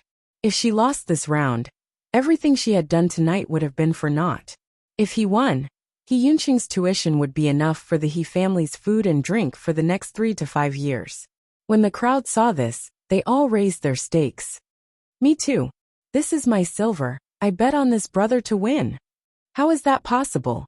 "I'll bet on my opponent, ha ha ha." The higher the stakes, the more people would watch. Getting rich overnight was even more irresistible than the best opera troupe in the capital. The long-bearded old man slowly lifted the bowl, and the casino quieted down. It seemed that only the sound of the dice colliding in the copper bowl could be heard. Hien was slightly distracted. Her gambling skills were really terrible, at least before she returned to the capital. Before she married into the Su family, it was as bad as before. Not long after she got married, she played the leaf card game with other madams at various banquets as young Mistress Su. She always lost miserably. At that time, Su Jiheng always laughed and said, "Yua, why are you so stupid?" That was a rare moment when he showed her mischievous side. She thought that she caught this handsome man's gentleness and intimacy. She was very happy, and secretly made a decision to learn her skills well, so that she could make Su Jiheng proud at the next banquet. Unfortunately, before she could seriously learn the leaf card game, she became blind. Whether it was a family banquet or an external banquet, the Su family couldn't let a blind person represent the main branch. She didn't go out anymore, but the food was really boring and stuffy. She couldn't see, so she could only learn to listen. She wanted to be a blind person who could move freely. Even if she couldn't see, she didn't need other people's help. She had always been competitive, so she started practicing again. First, she listened to the sounds and learned to distinguish shapes. Then she slowly moved. When she was almost ready, she could use the branches in the fu as swords and secretly make gestures. It was at that time that she learned to listen to the sounds of the dice. Hien felt that the dice were much simpler than the leaf card game. The more delicate something was, the more it tested one's hearing ability. She listened like this, and each side of the dice had a slight difference. She shook the dice in the bamboo tube and poured it on the table. She silently recited the numbers, and then used her fingers to test it. At first, she always made mistakes. Once, After she finished reciting the numbers and touched the dice, she finally smiled. She succeeded. The Su family's servants secretly talked about her. They said that after the young mistress became blind, she went crazy and shook the bamboo tube in the room all day long. However, they gradually discovered that Hien didn't need anyone's help. She could still eat, live, and travel. She could accurately distinguish each Su family servant by their voices, and knew where each utensil was placed. If she didn't know that she really couldn't see, she would be no different from a normal person. Su Jiheng praised her for being amazing. He held her hand and praised her. Hien was very happy, but also a bit disappointed. She didn't know what she was disappointed about, but she always felt that perhaps it shouldn't be like this. Now that she thought about it, at that time, her hearing ability had been trained to perfection. She could probably hear Su Jiheng's coldness and perfunctory tone when he spoke to her. However, her emotions made her subconsciously avoid this thought. Hien lowered her eyes. In the end, the person involved couldn't see clearly. The sound of shaking the dice came to an abrupt end. With a bang, the bowl was upside down on the table. 1 dice, 2 dice, both of them landed. Everyone looked at Hien. Hien closed her eyes. It was as if she had returned to the days when she was in the Su family. She sat in front of the table, shaking the dice alone. She opened the lid alone. She touched each side of the dice alone. She tried to grasp the light in the darkness. 2-5. She opened her eyes and said. The upside-down bowl and chopsticks were opened, and the 2 dice fell naked in front of everyone's eyes. At first it was quiet. After a while, someone softly cried out in surprise. Then one after another cries of surprise rose and fell. Hien was closest to a pampered young master. He grabbed Hien's arm and shouted, "Master, from today onwards, you are my master. Please accept a bow from your disciple." Hien helplessly pulled away the young master's hand that was grabbing her arm. The long-bearded old man's smile stiffened. However, after a moment he stroked his beard and said with a smile, "Young master, you have good skills. These silvers are all yours." After a pause he said, "May I ask young master's esteemed name? Would you do me the honor of drinking a cup of tea with this old man before you leave?" Hien put all the silver notes and jewelry into her bosom, and politely declined. "Nameless brat, there's no need to mention it. It's really late today. As for the tea, I'll drink it another day." After she finished speaking, she walked past everyone, and quickly left Latong Manor. The people in the gambling house continued to marvel at the gambling house. The long-bearded old man's smile didn't change. He turned around and walked upstairs. Someone bowed their head in front of him. He said, "Follow him." On the other side, the big man with a gloomy face pressed his fingers together and waved to Dingy behind him. He then followed him out of Lutong Manor. "You want to run away after winning my money? There's no such thing in this world, idiot." Chapter 11. The night was dark, and no one could be seen in the alleyway. Occasionally, a wild cat would jump by and its soft meows would fill the capital's spring night. The young man clutched the bulging things in his arms and walked through the alleyway like a ghost. An ordinary man's wealth is his own ruin. She won so much money in Lutong Manor, so it was inevitable that she would annoy others. If she was followed on the main road and exposed, the He family would suffer more losses than gains. She didn't want to cause trouble for the He family. However, the more afraid something was, the more it would happen. Hien stopped. At the end of the alleyway was the street facing the road. Because it was not as lively as Lutong Manor, there were many small shops and taverns. At this moment, the doors were already closed. It was dark and there was no one.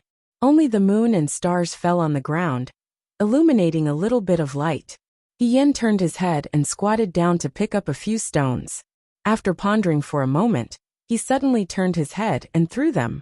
The stones were fast and sharp, like the arrowhead of an arrow. With a few puff puff puff sounds, someone fell down from the darkness. "Don't follow me," Hien said. "You can't catch up with me. What if you add us?" Another voice sounded. Several people walked out from the other end of the alleyway. The burly man in the lead was bare-chested. His palm looked like it could break Hien's neck. "Stinky brat, it seems that you have a lot of enemies." The burly man laughed. Didn't anyone teach you not to attract too much attention when you go to a casino for the first time? He Yan gathered the money in his arms and calmly replied, Since it's my first time in a casino, naturally no one taught me. But in his heart, he thought that the people in this casino were really like what the brothers in the tent said. They were not good people. They could even break the rules they set. You still dare to be stubborn when you're about to die? The burly man flew into a rage. Today, I will teach you how to be a person. I will twist your arm off and make you kneel and call me grandfather. Ian stood in the alleyway.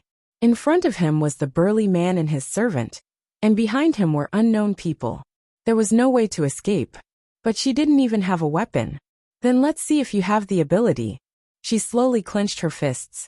Arrogant, the burly man waved his hand, and the ding-e from the surrounding families rushed forward. He himself also rushed forward, but he did not use any technique. He raised his hand and chopped toward He-Yan's back. Under the moonlight, the young man lowered his body and nimbly dodged the attack. He only saw a blur in front of his eyes before he felt a heavy punch on his back. This was like adding oil to the fire. He roared furiously.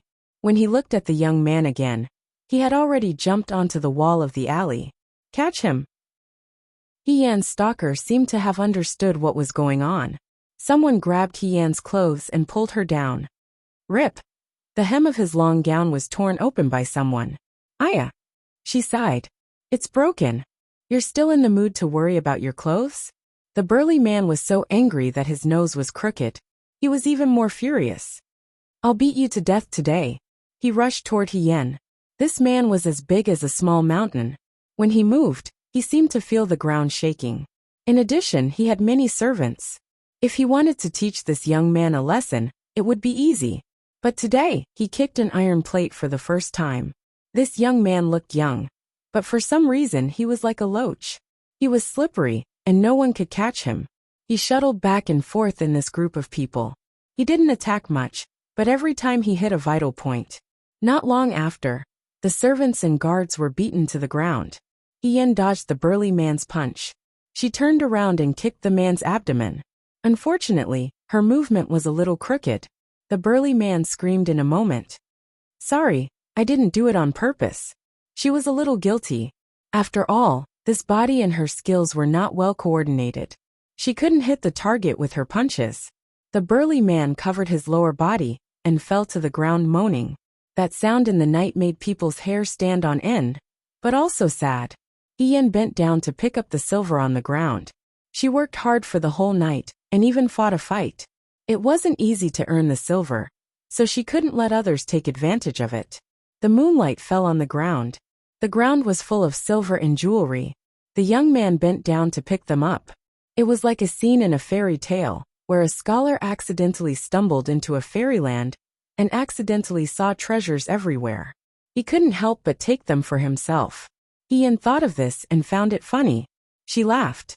She picked up the silver and looked at the people who were groaning on the ground. She was about to run away when she suddenly heard a gentle voice. Little brother, you dropped your silver. Ian looked back. She saw a young man standing at the door of the pub with the lights out. He was wearing an indigo wide-sleeved robe. The robe swayed in the wind, making his figure look even thinner. His fine black hair was tied up with a blue jade crown. He had long eyebrows and thin eyes. He looked extremely gentle and refined, like a fairy. He had a smile on his face as he took a step forward. There was a piece of silver in his palm. Ian must have dropped it during the battle just now. She had already sensed that there was someone else in the pub. However, the other person was here from the beginning. He didn't come out and didn't want to participate in the fight. He was probably just a passerby, so she didn't care. She didn't expect to see this person at this moment. Ian had seen many men. In her previous life, she had interacted with men as a man. Most of the men she met were brave men like the burly man tonight. They couldn't be considered handsome, let alone beautiful. Su Jiheng was handsome and elegant. He was one of the good-looking men she had met. However, compared to the man in front of her, he seemed to be inferior. She was just thinking that when she went to pick up the silver, it was like a story in a fairy tale. Now it seemed even more like it. A poor young man met a real immortal and was shocked by the immortal's appearance. Was the immortal going to give the young man pointers? The closer she got, the more she felt that the man was like the immortal in the murals. The immortal saw that she didn't speak, so he reminded her, "Little brother?" Ian came back to her senses. She took the piece of silver that she almost threw away from the man's hand and said with a smile, "Thank you." The man smiled again. "You're welcome." Ian turned and left without looking back. She walked very fast, like a wild cat skimming over the wall. In a few moments she disappeared. No one could catch up with her. In the night, another person came out and walked to the side of the man in blue.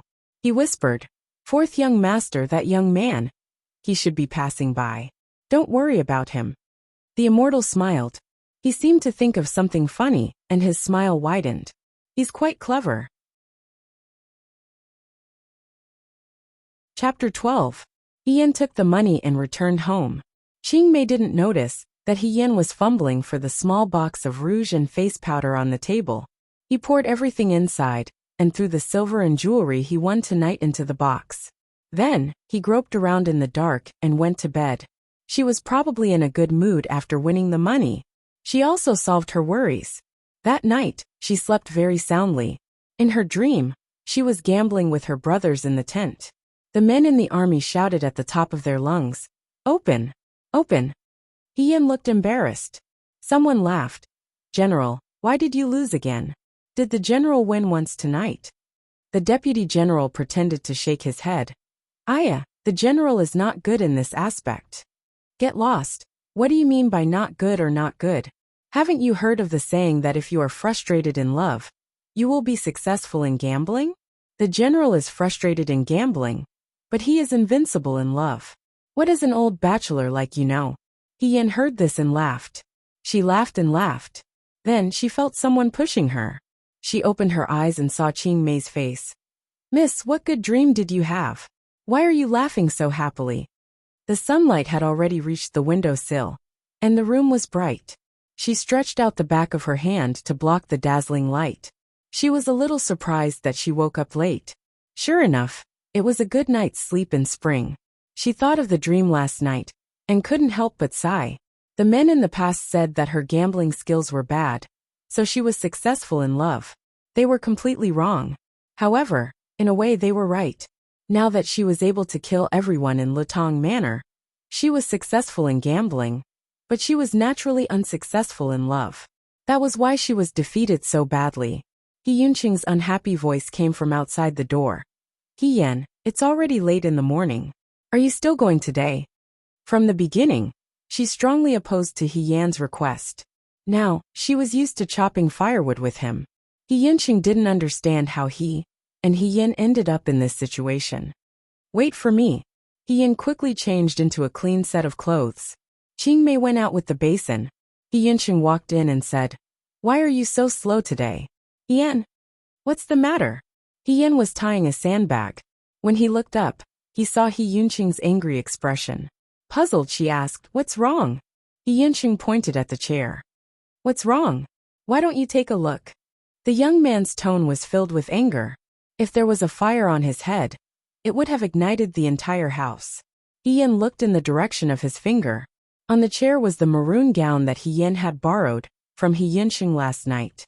After she returned to her room, she casually took off her clothes and threw them on the chair.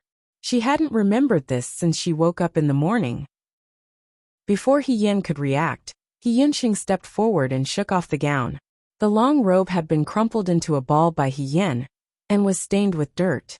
Now that it was shaken like this, it revealed a tear in the middle of the robe.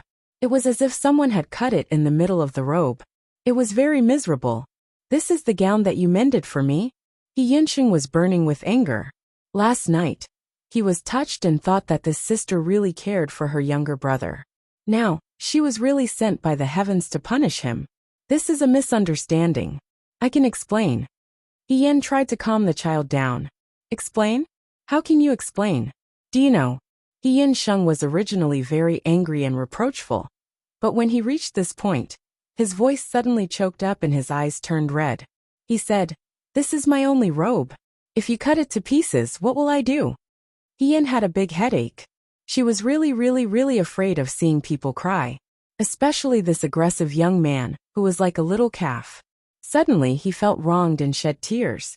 Yinsheng also felt wronged. Young people all cared about their reputation. As long as he was filial and indomitable, he was a good man. Although that was the case, everyone had vanity.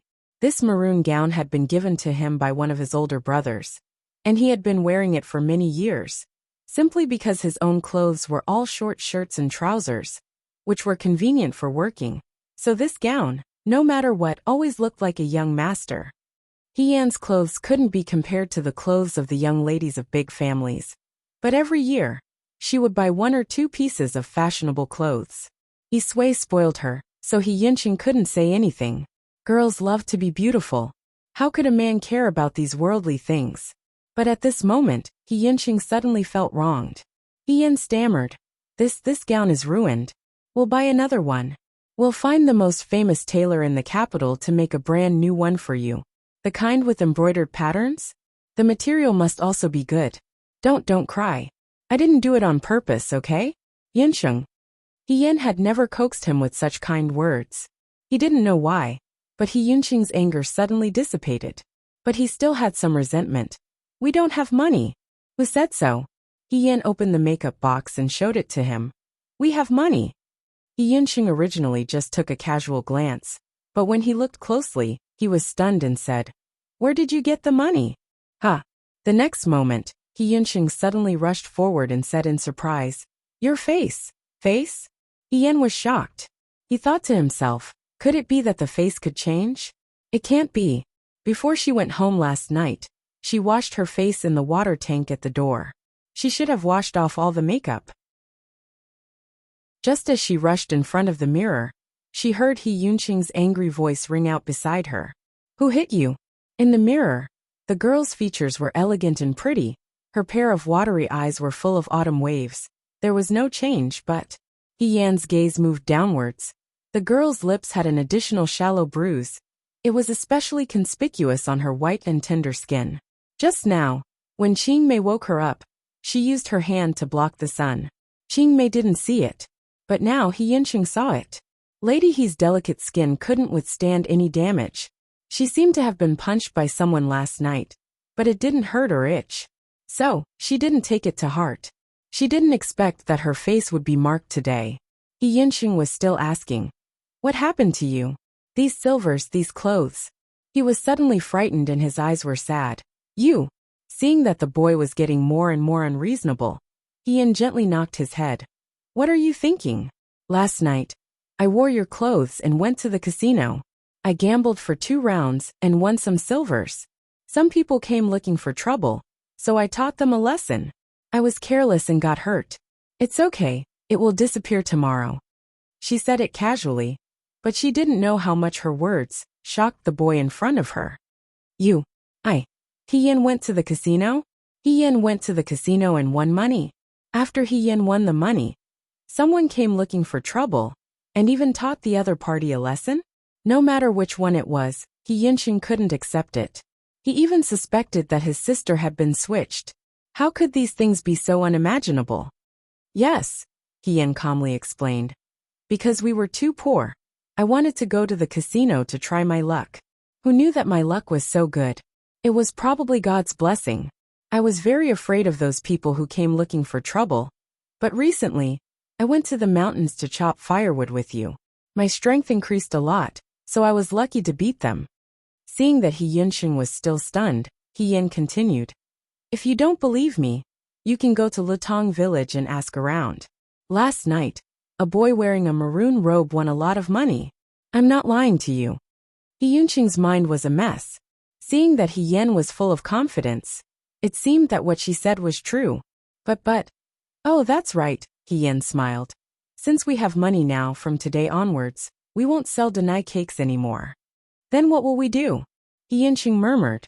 Naturally, we'll go to the school. Do you want to go to school, Yinsheng? She asked. Chapter 13.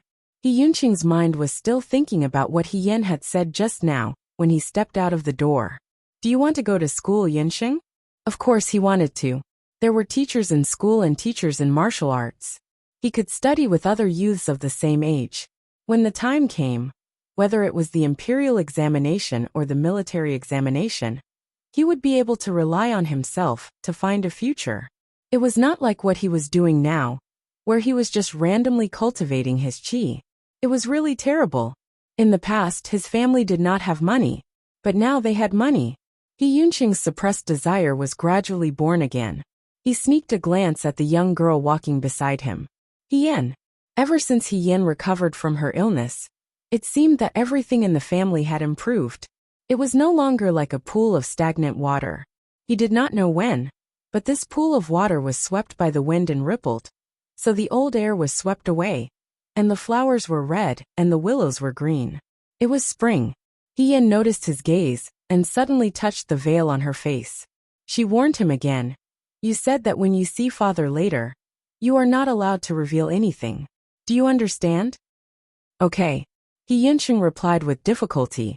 The drill ground was in a large empty space on the east side of the city gate. He Yan had never been there before. After she returned to the capital with the army, He Rufei replaced her. After that, she was not able to participate in any of the general Feihong activities. It was just that when she went on an outing as young Mistress Su, she happened to pass by it once. At that time, she looked forward to it very much. The drill ground in the capital was still very big. The flag on the flagpole was flying. Sometimes the generals would review the troops here. That was very spacious. However, in the recent years of peace and prosperity, the drill ground had almost become a place where the children of the rich played riding and shooting. There were archery targets and running tracks everywhere. The weapons on the weapons rack were dazzling. When He Yan walked to this place, she could not take her eyes off it. She once had a sword called Qinglang. It was indestructible and could cut through iron like mud. It accompanied her on the battlefield for many years. When she married into the Su family, she did not bring it along, even if she wanted to. He Yuanqing said to her, "The Su family is a scholarly family. If you bring a sword with you, I'm afraid your husband and mother-in-law won't like it." He Yuanliang, her biological father, also advised her with concern. It's inauspicious. Therefore, she left Qinglang at home and instructed her family to take good care of it. However, when he returned home after the wedding, Qinglang was hung on He Rufei's waist. She questioned He Rufei, but before He Rufei could say anything, He Yuanqing said, "If it weren't for the fact that it's General Feihong now and the sword isn't here, people would be suspicious." That's right. In any case, you won't be able to use it in the future. He Yuanliang supported. Her joy of returning home was like being doused with cold water, chilling her from head to toe. It was also at that time that she suddenly realized what marriage meant. What it meant to hand over the title of General Feihong. It meant that from now on, she was the Su family's eldest young mistress, the He family's second daughter. She would be at home assisting her husband and teaching her children. She would be at the same level as her husband. Her sword, her horse, her comrades, her freedom, her achievements that she had fought for, would all be given to someone else. And no one would know.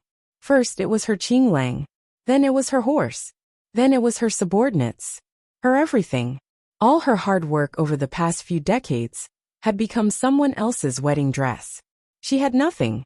He Yuanqing asked, "Hey, what's wrong? You don't look well." He Yan was startled. When she came back to her senses, she smiled and said, "It's nothing." She looked left and right. "Why don't I see father? They seem to be over there." He Yuanqing pointed to the track on the other side. "They're probably training the horses. The school often bought new horses. Some of them were wild and unruly, so they needed to be trained for a period of time. Nowadays, the rank of the gate commandant was extremely low. When they weren't patrolling the city, in a way, they were almost like training partners for the nobles who came to the school." "Let's go," He Yuanqing said. He Yan nodded and suddenly stopped. She picked up an iron-head stick from the top of the weapon rack and held it in her hand. He Yuanqing asked, "What are you going to do with this?" "Feel it," He Yan said. "Let's go." He Yuanqing was speechless. The two of them walked towards the track next to the stable. Before they got close, they heard a clamor. The two of them looked up. Two horses galloped past in front of them. On one of the horses sat a young master in brocade clothes. On the other horse sat a person who was as sturdy and dark as a black bear. Who else could it be but Sui? Who was Sui racing with? The young master is so awesome. The manservant who was watching next to him looked excited. 3 races, and he won every time. Oh, it's already been 3 races. Yin raised his head and looked over. It didn't matter at first glance, but at first glance he frowned. The horse that Sui was riding probably hadn't been tamed in time. With one look, one could tell that it was wild and hard to tame. Its footsteps were very hurried. Sui was already struggling to ride this horse. That young master in embroidered clothes even deliberately used his own horse to knock Sui's horse. Yin even saw that his horse whip hit Sui's horses, but the wild horse was alive and kicking, and almost threw Sui off. Yinshin called out, "Father." His heart was in pain. The young master in brocade clothes laughed. This battle was finally over. Sui's horse came to a stop. When it came to a stop, it was with great difficulty. It struggled on the spot for quite a while before it finally calmed down. The young master in brocade clothes had already been helped off the horse. He said proudly, "Commandant, he is still not good enough. He can't even tame a horse. But this race is better than the previous one. At least he didn't fall down and get kicked by the horse." Fall down? Get kicked? Yin looked up at Sui. The big man's face was bruised and swollen. There was a hoof print on his clothes. Obviously he fell down hard. This guy. She couldn't help but feel a little angry. The young master in brocade clothes smiled and threw out a silver ingot. Good. I'm very happy. This is for you." The silver ingot fell to the ground. Sui bent down to pick it up regardless of the other's eyes. Then he smiled and thanked. "Thank you, young Master Zhao." Yinshin had never seen his father's humble side. He was furious and shouted, "What are you thanking me for? Can't you see he is playing with you?" "Yinshin." Sui saw Yin and his son. He asked, Yin, why are you here?" "Who is this guy?" Young Master Zhao asked. "This is my son Yinshin." Sui smiled apologetically. "Oh," young Master Zhao said. "Your son seems to be very unhappy with me. What's wrong? Children are not sensible." Sui pressed Yinshin's head. "Quickly say sorry to young Master Zhao." "I don't." Yinshin struggled.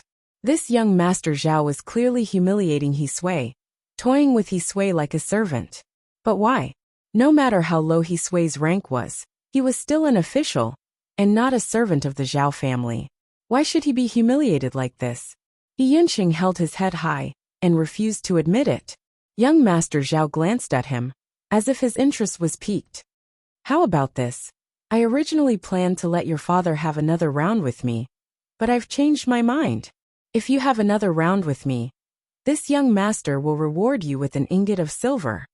He stretched out his hand, and the servant handed over an ingot of silver. "No." Sui was shocked at first. Then he bent down and smiled. "Yinshin has never touched a horse before. Let me accompany you." Sui usually favored Yin, but it did not mean that he did not love his son. This young Master Zhao was not a good person, but he was used to being humiliated by rich people. He did not care about this little bit of humiliation. Yinshin should go to school at his age, and he should prepare some dowry for her. She could not go to her husband's house and be looked down upon when she got married. But he did not have any other skills. Other than selling his strength, he could only please these rich people and make money. Sui didn't expect that his son and daughter would see his pathetic state today. Sui felt ashamed and sad. Yinshin was a young man. He could not stand these insults. But he did not know that people were evil. With his body, if he really had a horse race with young Master Zhao today, he would lose half of his life. One had to know that this horse was a new ownerless wild horse that had not been trained even once. Not to mention racing. It was not easy to even ride this horse. He could not let anything happen to his son. "I will do it." Sui smiled. "No." Young Master Zhao shook his head. "I want him." Sui's smile froze. In the stalemate, someone suddenly spoke. The clear voice broke the silence. "Or, I will have a race with you." Everyone looked to the side. The person who had been silent suddenly spoke. Then they realized that there was a girl standing there. She was wearing a light red and white short-sleeved coat with a long robe and a scarlet skirt. Niao niao, her face was covered with a white veil. Only a pair of beautiful eyes could be seen. She was smiling. "Who are you?" young Master Zhao asked. "Me." The girl nodded slightly. "I am just a horse trainer." Chapter 14. Me. I'm just a horse trainer. The girl put her hands behind her back and held an iron rod. She shook it playfully and said in a relaxed tone, "Yin Yen." Sui was startled and scolded her in a low voice. "What nonsense are you talking about?" Yen didn't look at Sui. She just stared at Master Zhao and said, "Master, are you willing to do it?" Young Master Zhao was a man who had tender feelings for the fairer sex. Although this young girl had a veil covering her face, he could tell that her appearance was not bad. Moreover, one would not slap a smiling face. Her voice was clear and melodious. Presumably, she was also a beauty. When a delicate beauty made a request, he would comply. "Miss, you don't know. This horse has a strong temperament. If it gets hurt because of this, I'll be very upset." He reminded her with good intentions. He felt that he was a gentleman. But just as he finished speaking, he heard the girl laugh. The next moment, he felt a blur in front of him. The red dress was like a lotus flower, bringing a fragrant wind. When he looked up again, Yen was sitting upright on the horse's back, holding the reins.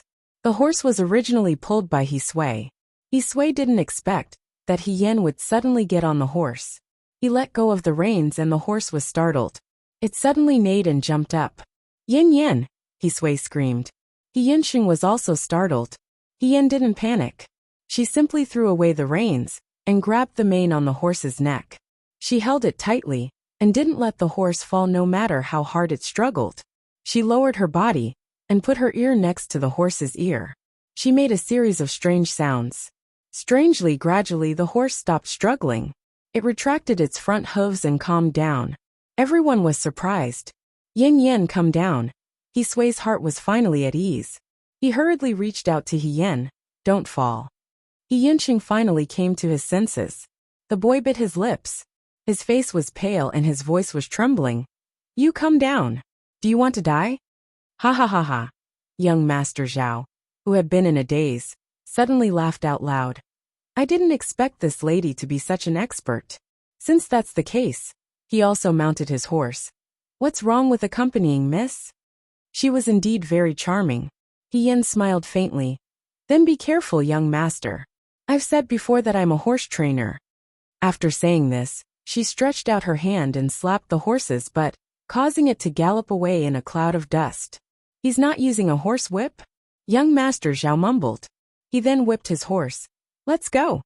The two horses kicked up a cloud of dust on the track, leaving behind a crowd of dumbfounded people. Sui slowly turned to look at Yinsheng. Yinsheng quickly explained, "Don't ask me. I don't know when she learned how to ride a horse." Sui seemed to be in a dream. He knew his own daughter best. She barely knew how to play the zither, chess, calligraphy and painting. She was outstanding in dressing. But when it came to riding a horse or swordsmanship, not to mention proficiency, it was already good enough that she didn't roll her eyes when she heard the name. Yen liked those romantic and elegant young masters. She liked to drink tea, discuss poetry, and admire flowers under the moon. She stayed away from these uncouth things, afraid that they would hurt her delicate skin. But her posture of mounting the horse was so practiced, as if she had done it thousands of times and was used to it. She was even better than him, her father. That wild horse was as obedient as a kitten under her hands. She didn't even use a whip? How did she do it? Sui looked at the figure on the track. Sui couldn't tame the wild horse, but Yen was as agile as the wind. Her posture was graceful. Because it was not convenient to wear a long dress, she pulled the dress aside to reveal the trousers inside. But not only was it not rough, there was an indescribable sense of elegance. Young Master Zhao couldn't catch up with her. Young Master Zhao was a little annoyed. He came to the school field to be in the limelight, not to lose face. Sui made him very happy just now. But what was wrong with this girl? He couldn't lose to a woman. And this woman was riding a wild horse that hadn't been tamed. Did you want to be laughed at? Absolutely impossible. Suddenly, a competitive spirit grew in young Master Zhao's heart. He whipped the horse harder. The horse felt the pain and rushed forward. It was about to overtake He Yan. Yes, that's it. Looking at He Yan's figure getting closer and closer, young Master Zhao couldn't help but feel proud. He learned to ride when he was 7 years old. After so many years, how could he lose to a woman? His horse finally overtook He Yan. Young Master Zhao laughed out loud. Miss, you have to work harder. Young Master is so brave. He Yan's voice was a little surprised. It's also the first time someone has caught up with me. As she spoke, her fingers touched the swinging iron head stick at her waist. Young Master Zhao's horse was in front. Her horse was behind. Just like that, the iron head stick stabbed the horse's butt. No one noticed this slight difference, except for the horse, under young Master Zhao. The horse was startled and suddenly staggered. Young Master Zhao was caught off guard. His hand loosened, and the horse whip fell down. The next moment, the horse under him didn't listen to his command and rushed forward. Young Master Zhao didn't know what to do.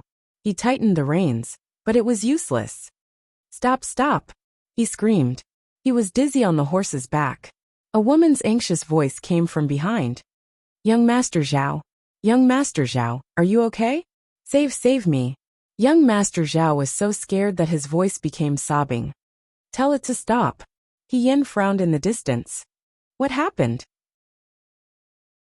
Why did I hear that young Master Zhao shouting for help? He Yan was shocked.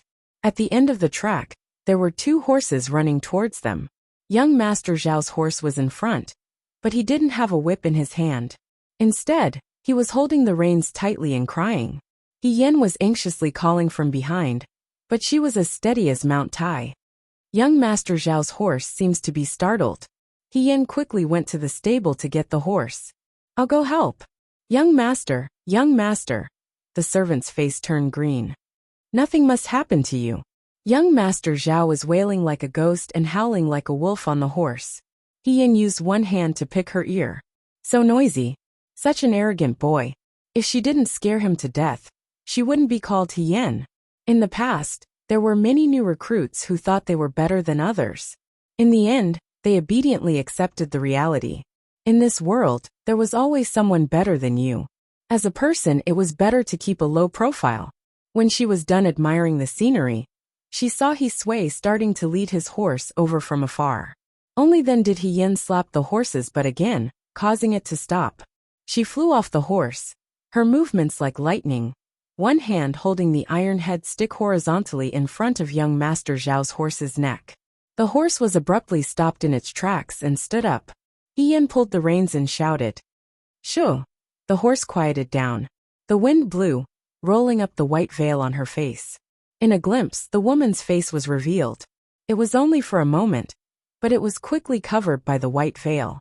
Okay, she said to the man who was crying on the horse's back.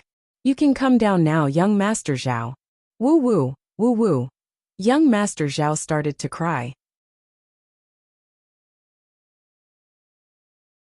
Chapter 15. The sobbing young Master Zhao wiped his tears with the back of his hand and cursed softly. When he got off the horse, his legs were weak and he almost fell. The servant quickly went over to support him and said, young Master, are you okay? Young Master Zhao kicked him. Do I look like I'm okay? You scared me to death just now. He Yan said. It's all my fault. If I didn't insist on having a horse race with young Master wouldn't have been frightened. She was very apologetic and sincerely apologized. I hope young Master won't take it to heart. Mind? What could he mind? The other party was his savior. How could he mind? Young Master Zhao forced a smile, but he was still holding back his anger. He looked at the main culprit's mount, which was still chewing on the grass with its head lowered. He was furious and waved his hand. This traitorous beast, it almost caused this young Master to be injured. Drag it out and behead it. I'm going to cut him into pieces and make him into dried horse meat. He Yunqing frowned, and He Yan's smile became cold.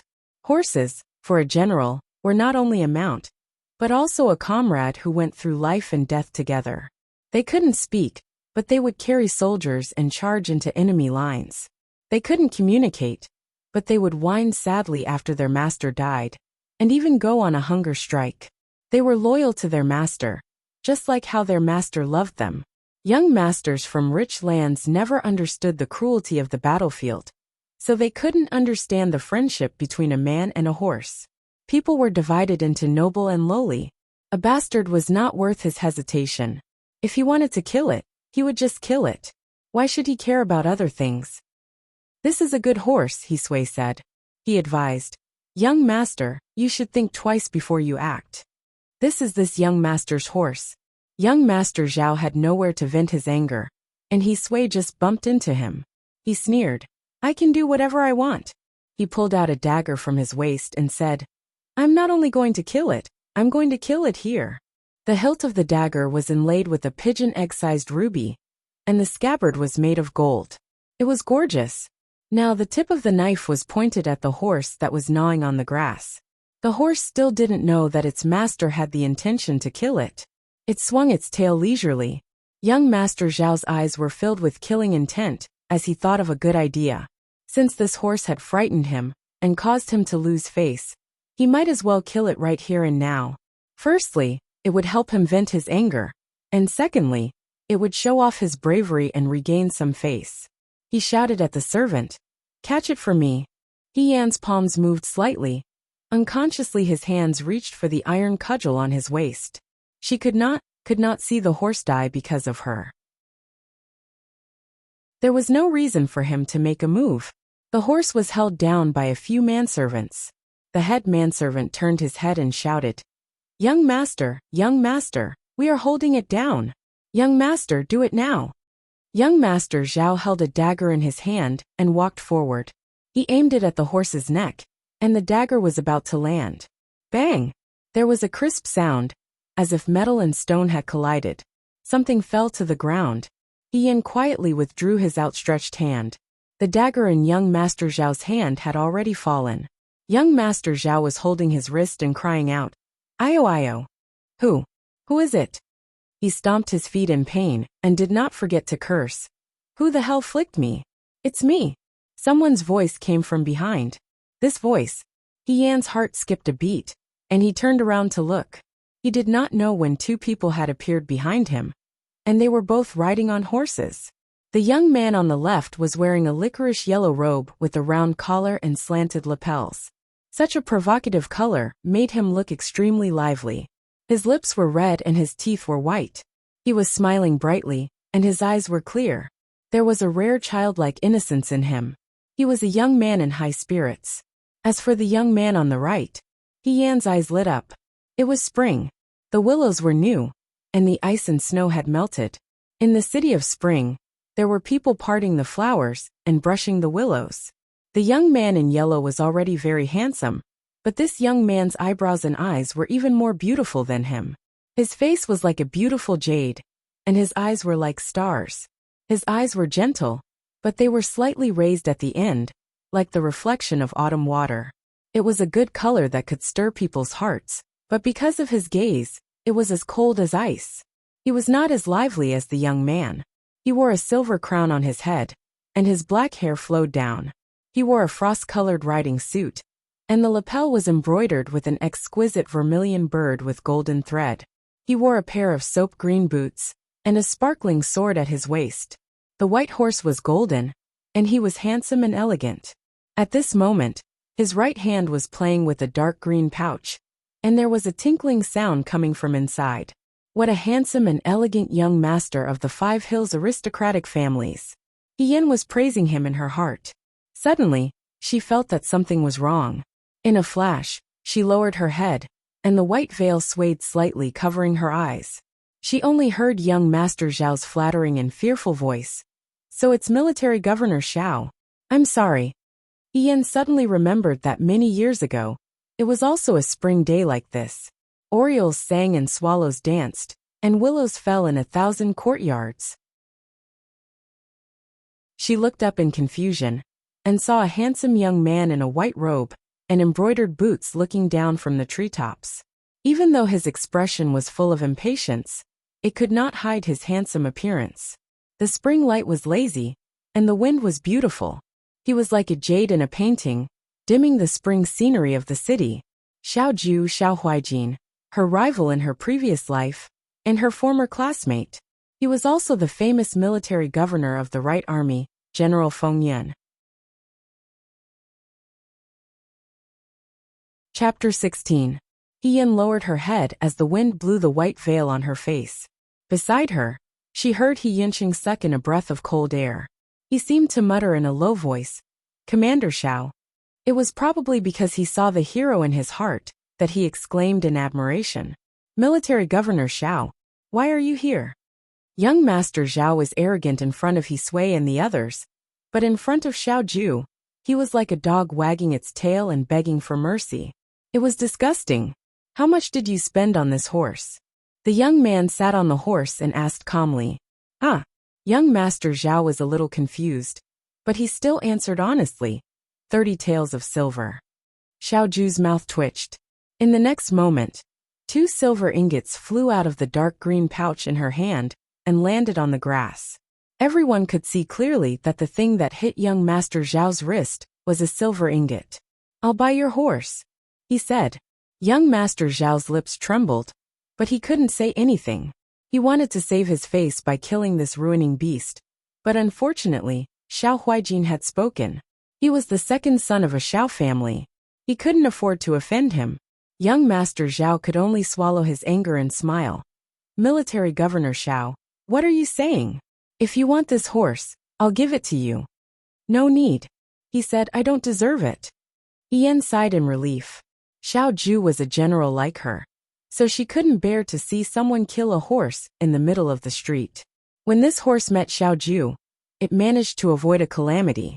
Just as he was thinking about this, He Yinsheng suddenly stepped forward. He looked at Xiao Ju with a face full of admiration and said, "Thank you, General Feng Yan. Saving a horse's life is better than building a 7-storied pagoda. Amazing." Yan was speechless. Even if He Yinsheng wanted to strike up a conversation with his hero, he shouldn't have said that. How could he say such embarrassing words? He should have said to study more. Otherwise he would end up like this. Xiao Ju was laughing at him. However, Xiao Ju did not say anything sarcastic today. Instead, she turned to look at He Yinsheng. Her clear eyes sparkled like stars as she asked, "Do you like this horse?" He Yinsheng glanced at it and answered honestly, "I like it." "It's for you," he said. "Thank you." He Yinsheng was shocked, and was about to say something when he saw that Xiao Ju and the yellow-clothed young man had already urged their horses forward. He didn't want to stay here any longer, and could only chase after them for a few steps before stopping and looking at their backs disappointedly.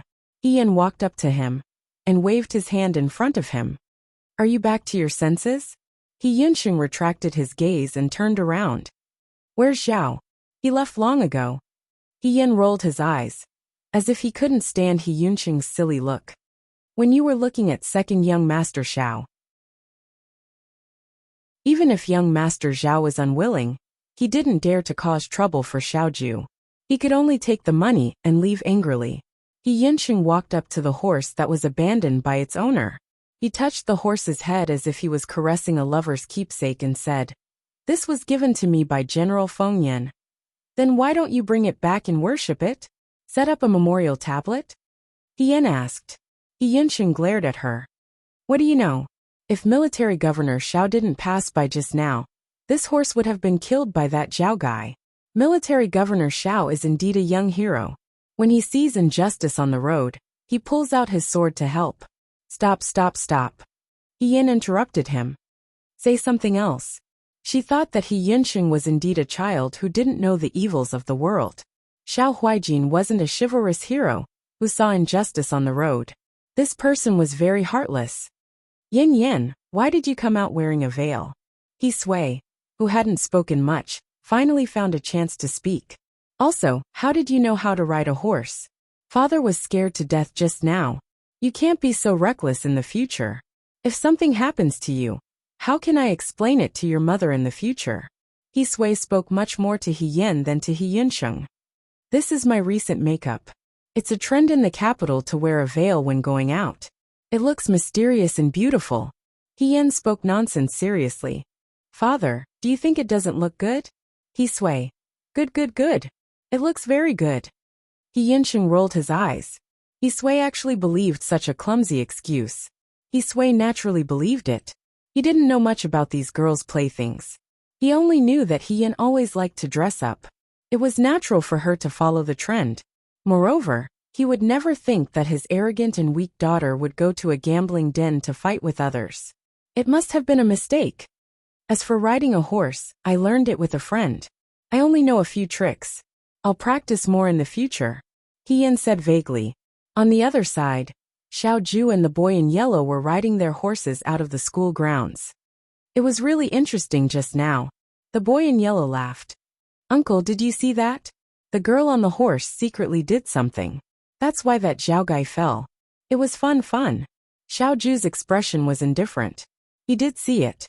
They just happened to pass by the outskirts of the school grounds. The girl's movements were agile. When that Zhao guy wanted to kill the horse, he believed that even if he didn't say anything, she would have done it. Her hand was already reaching for the iron head stick at her waist. It's a pity that she kept her head down. I didn't see what she looked like. The boy in yellow rubbed his chin. Why don't we go back now and ask for her name? Maybe we can see what she looks like. Go by yourself. Xiao Ju was unmoved. That won't do. She looked at you before lowering her head. She must have been shocked by Uncle's beauty and became shy. I think that there are more interesting girls in the capital recently. A few days ago, I saw the girl at the bottom of the drunken jade tower, who fought against 10 people by herself. Today, I saw the girl riding a horse at the school grounds. There are so many good girls in the world. Why can't any of them belong to me? The boy in yellow sighed and beat his chest. Xiao Ju looked at him calmly. Chung Li Su, if you don't shut up, I'll send you back to the Chung family. No. The boy named Chung Li Su immediately sat up straight. You're my biological uncle. You can't just watch me die. I'm relying on you now.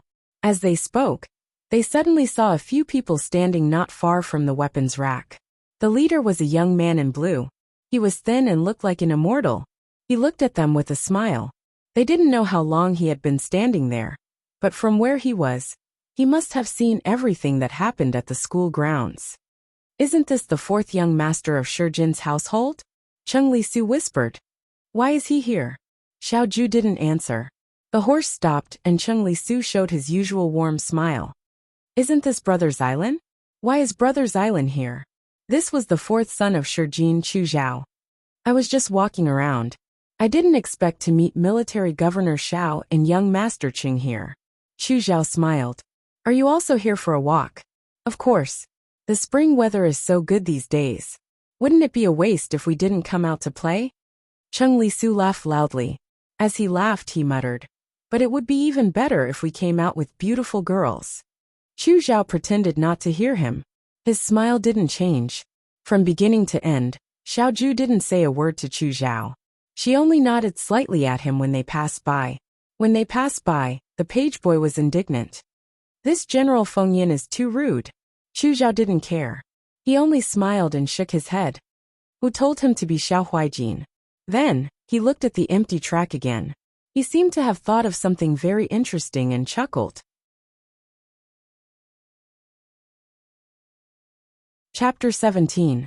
He went to the drill ground empty-handed, and when he came back, he had a horse in his hand. He Yunsheng felt like he was trying to gain something without risking anything. When he thought of this, he quickly spat a few times in his heart. How could this be called gaining something without risking anything? This was a gift from a hero. But that General Feng Yun was even more handsome and elegant than the rumors said. When would he become someone like second young Master Xiao? He Sui looked at He Yunsheng. The young man's face was full of reverie, and he didn't know where his mind was. It was rare to see him so energetic. He looked at He Yin. Although his face was covered, he seemed to have a lot on his mind. What's wrong with this son and daughter? On the way back, they didn't say anything, each thinking about their own things. He Yunsheng could say that Xiao Huijin had given him a horse, but why was He Yin also silent? Xiao Huijin was young and promising, and he was also one of the most handsome men in Dawei. Could it be that his daughter had taken a fancy to him? What should he do? Young Master Fan had just left, And now military governor Xiao had come? There were countless young master fans in the capital, but there was only one Xiao Huijin in Dawei. When he thought of this, he felt a headache coming on. The three of them returned home with a lot on their minds. Aunt Li, who sold tofu next door, looked at them curiously. She even pulled He Sui aside and asked with concern, "Brother He, did something happen at home? It seems like Yin Yin and Yunxing have something on their minds." He Sui didn't know what to say. When they entered the room, Qing Mei had already prepared dinner. Everyone was eating porridge. As they ate, He Sui finally remembered to ask, "Yin Yin, why did you come to the drill ground today?" He Yunxing was fine, but He Yin never came to the drill ground. He Yin collected his thoughts and said to He Sui, "It's like this. Originally, I wanted to tell father that Yunxing should enter school at his age. The martial arts he learned on a daily basis were not as good as his master's teachings. It's not too late now. Spring is the time to start school. What do you think, father?" He Sui opened his mouth. For a moment, he didn't know whether to be gratified that his daughter was starting to worry about her brother, or worried that he couldn't answer He Yan's question. "Yin Yin, I've thought about this before, but right now, I'm still short of some money." He scratched the back of his head awkwardly. "I might have to wait a little longer. When I get my monthly salary, I'll raise some more money." If it wasn't for this, he wouldn't have tolerated young Master Zhao's humiliation. He Yunxing lowered his head to eat, but his ears were pricked up. He knew that it was not easy for his father to earn money.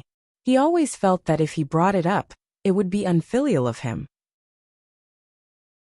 He Yin finally said these words that were hard to say, and he let out a sigh of relief. "You don't have to worry about the silver."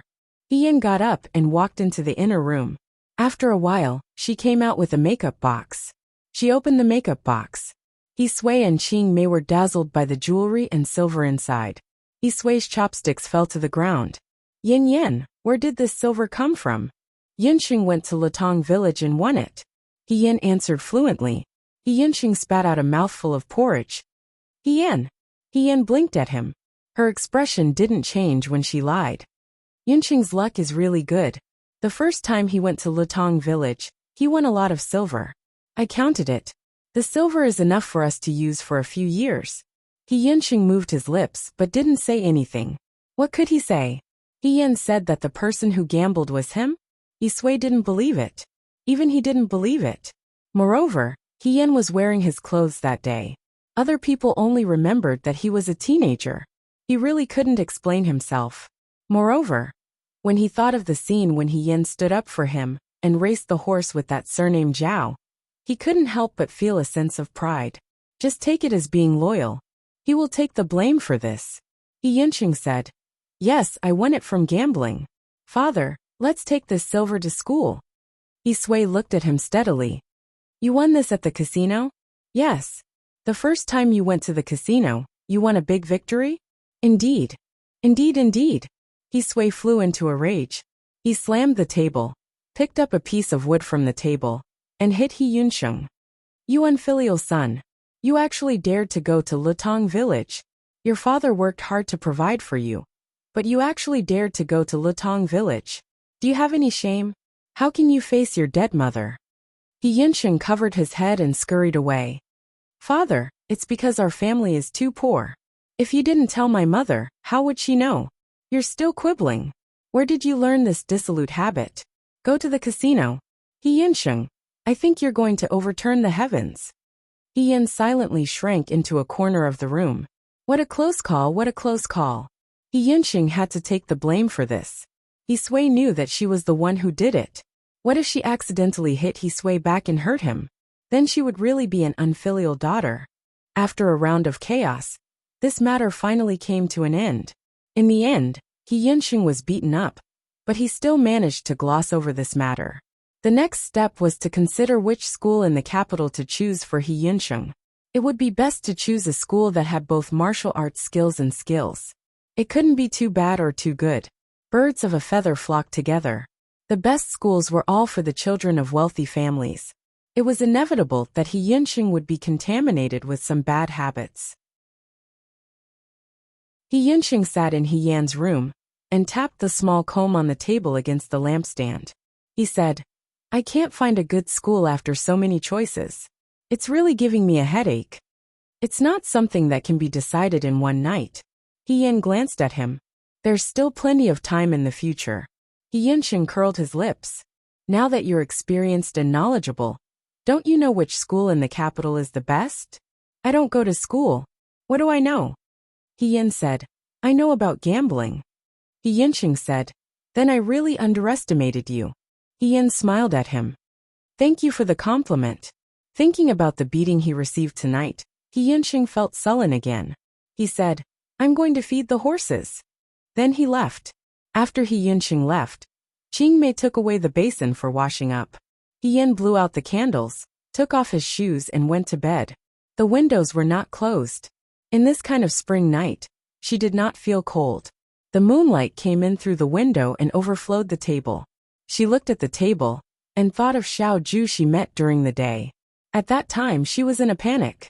She was afraid that Xiao Ju would recognize her, so she lowered her head.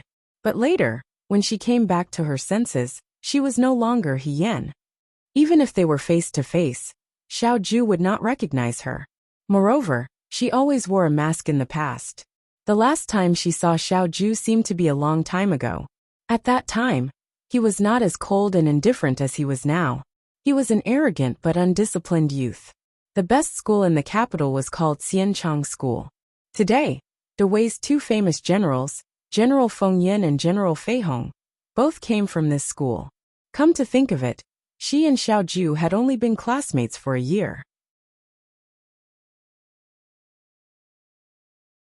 Chapter 18.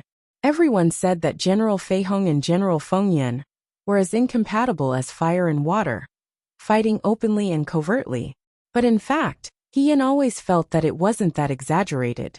At most, they were both young men who joined the army, had outstanding military achievements, and were bestowed by the emperor at a young age. Everyone liked to compare them together. The others were just hearsay, embellished with oil and vinegar. After being passed around, they became unfamiliar books, making people not know whether to laugh or cry. At least in the heart of the 14-year-old He Yin, she definitely didn't have the slightest bit of hostility towards this young master of the Xiao family. At that time, she had already disguised herself as a man for many years, and being He Rufei was a piece of cake. There was only one thing that was slightly difficult, and that was that at this age, boys should have long gone to the academy to learn from the teachers. Men and women were different. Women could invite teachers to come to the residence to teach, but men didn't have such a thing. The He family had always invited teachers to teach in the residence, but as they grew older, it wouldn't be good if word got out. In the end, the He family still wanted to save face. Therefore, they dragged their feet and dilly-dallied. In the end, when He Yin was 14 years old, she was sent to the Xianchang Guan. The Xianchang Guan was the most famous school in the capital. The founder of the school was once the current emperor's imperial tutor when he was the crown prince. The school taught the 6 arts, and each teacher was an outstanding person in the imperial court. Those who came to learn were nobles among nobles. Although the He family had a noble title, compared to the families in the Xianchang Guan, they were still slightly inferior. Who knew that He Yuanliang had some kind of good luck? One day, when he was drinking in a restaurant, he came across a dispute and casually said a few words. The person he helped turned out to be a teacher in the Xianchang Guan. He mentioned that it just so happened that there was a new student coming to the school in the spring. He remembered that the He family's first branch seemed to have a legitimate son. So why not send him to the Xianchang Guan to learn from him? He Yuanliang hesitated for a long time before discussing this matter with He Yuanxing.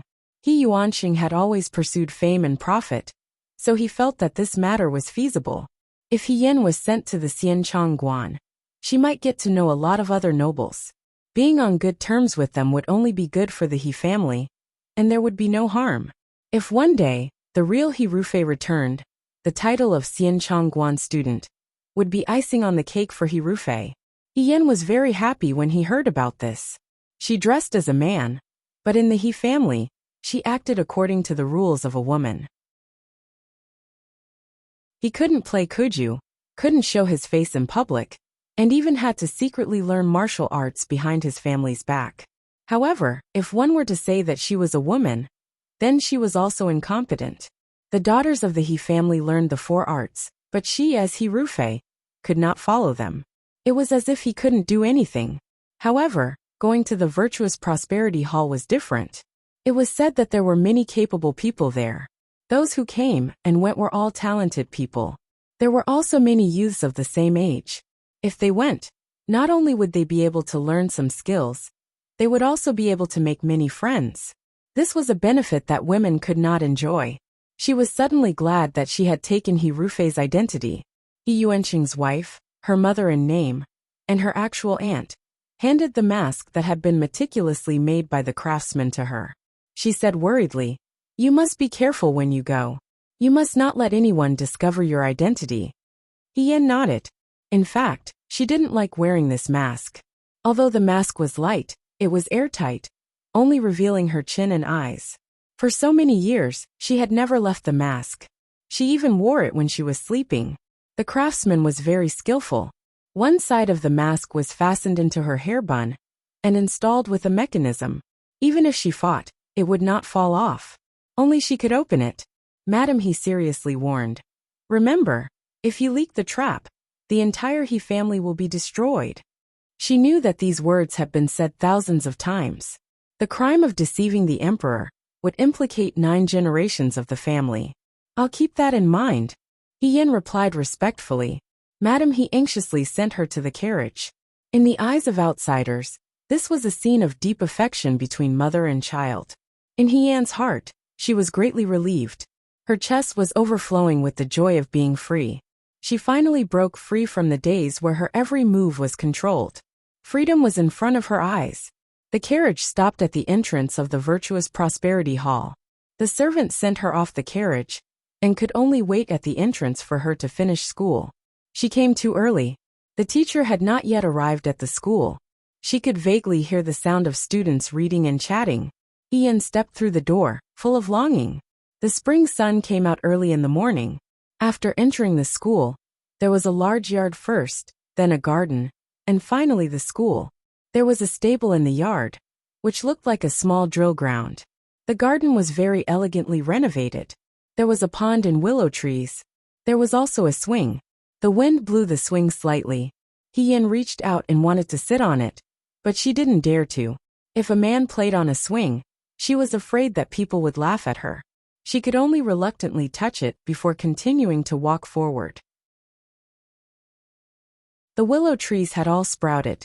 Clusters of green flowers fell into the lake, which made the mountain look more beautiful. The sunlight made people sleepy. She rubbed her eyes and saw a loquat tree in front of her. The He family didn't lack money to eat loquats. In these years, Hien also ate loquats. But this was the first time she saw a loquat tree full of fruit. The yellow fruit seemed to contain honey. It was full and fragrant. Under the sunlight, it was very tempting. She was only a 14-year-old girl, but she was very playful. Seeing this scene, she remembered the scene of the servant girls in the courtyard picking plums with bamboo poles in the summer. It was just that the eldest young master of the He family naturally couldn't pick plums himself. But now that they were in the school, picking a loquat should be fine, right? It wasn't shameful for a boy to pick loquats. Thinking of this, Hien rolled up her sleeves and prepared to go all out. But she came out in a hurry. Other than the bundle, paper, and pen that she gave to the teacher, she didn't have anything else. There was also no long pole around. Fortunately, the loquat tree wasn't very tall. She should be able to reach it by jumping. Hien stared at the nearest fruit in front of her. The fruit was pressed against the top of the branch. It was heavy and golden, as if it was tempting her to pick it. She jumped with all her might, but she missed. Almost. Hien wasn't discouraged. She persevered and jumped with all her might. She still missed. She had a personality that didn't admit defeat. So she tried again. Again she missed. She failed again and again. She didn't know how many times she failed. Just when Hien was tired and panting, she suddenly heard a sneer from above her head. Hien looked up in confusion. The loquat tree was lush with branches and leaves. She only stared at the fruit, and didn't notice that there was someone sitting on the tree. She didn't know how long this person had been sitting here. He probably had a panoramic view of all her actions. She looked up. The sunlight shone down, illuminating this person's face inch by inch. This was a beautiful young man in a white robe and embroidered boots. He looked lazy and arrogant. With his hands behind his head, he looked bright and elegant like a cool breeze leaning on a jade tree. He impatiently looked down. His eyes were moving. Hien was stunned. She had never seen such a good-looking young man. It was as if the whole spring scenery was shining on him. For a moment she felt ashamed. Fortunately, the mask covered her blushing face. But in the end, she was still young and couldn't hide the amazement in her eyes. After the handsome young man glanced at her, he casually pulled a fruit down. This was he giving it to her? Hien felt a burst of shyness. The young man suddenly turned over and landed on the ground. Hien's eyes were dazzled by his white robe. She looked at the young man approaching with the fruit. For a moment, she hesitated and didn't know what to say. Should she say thank you? Or should she say that you are really good looking? She was so nervous that she wanted to reach out and twist the hem of her clothes. The young man had already walked in front of her. Suddenly he smiled. This smile was like 1,000 flowers blooming. It was as bright as the spring dawn. Hien said excitedly, "Thank." Before she could finish the second thank you, the young man brushed past her. "Hien?" ? She looked back and saw the young man in the white robe tossing the big yellow loquat up and down as he walked forward. His posture was leisurely, as if he was laughing at her unrequited love. Hien stood in the same place. After calming down for a while, she followed the young man into the school. However, she had just walked to the entrance of the school when she heard people talking inside. It was very lively. A cheerful voice asked, "I heard that the new eldest young master of the He family is also coming to our school today. Brother Huijin, did you see him?" She took a step forward and secretly peeked through the crack in the window. She heard a lazy voice say, "I didn't see the eldest young master of the He family. I only saw a stupid and short person." Stupid and short? Hien had never been talked about like this in her life. It was fine if she was stupid, but short? How was she short? Her height, compared to other girls her age, was already considered to be very outstanding. Hien wanted to see which blind person would come up with such a conclusion. As soon as he raised his eyes, he saw the bright and pretty young man, who was surrounded by the group of young men. His eyes were nonchalantly looking towards the crack in the window. It was as if he knew that she was peeping. Bursts of laughter came from the school. The world of grass and trees was boundless. Spring was lush and the forest flowers were like brocade. This was the first time she met Xiao Ju.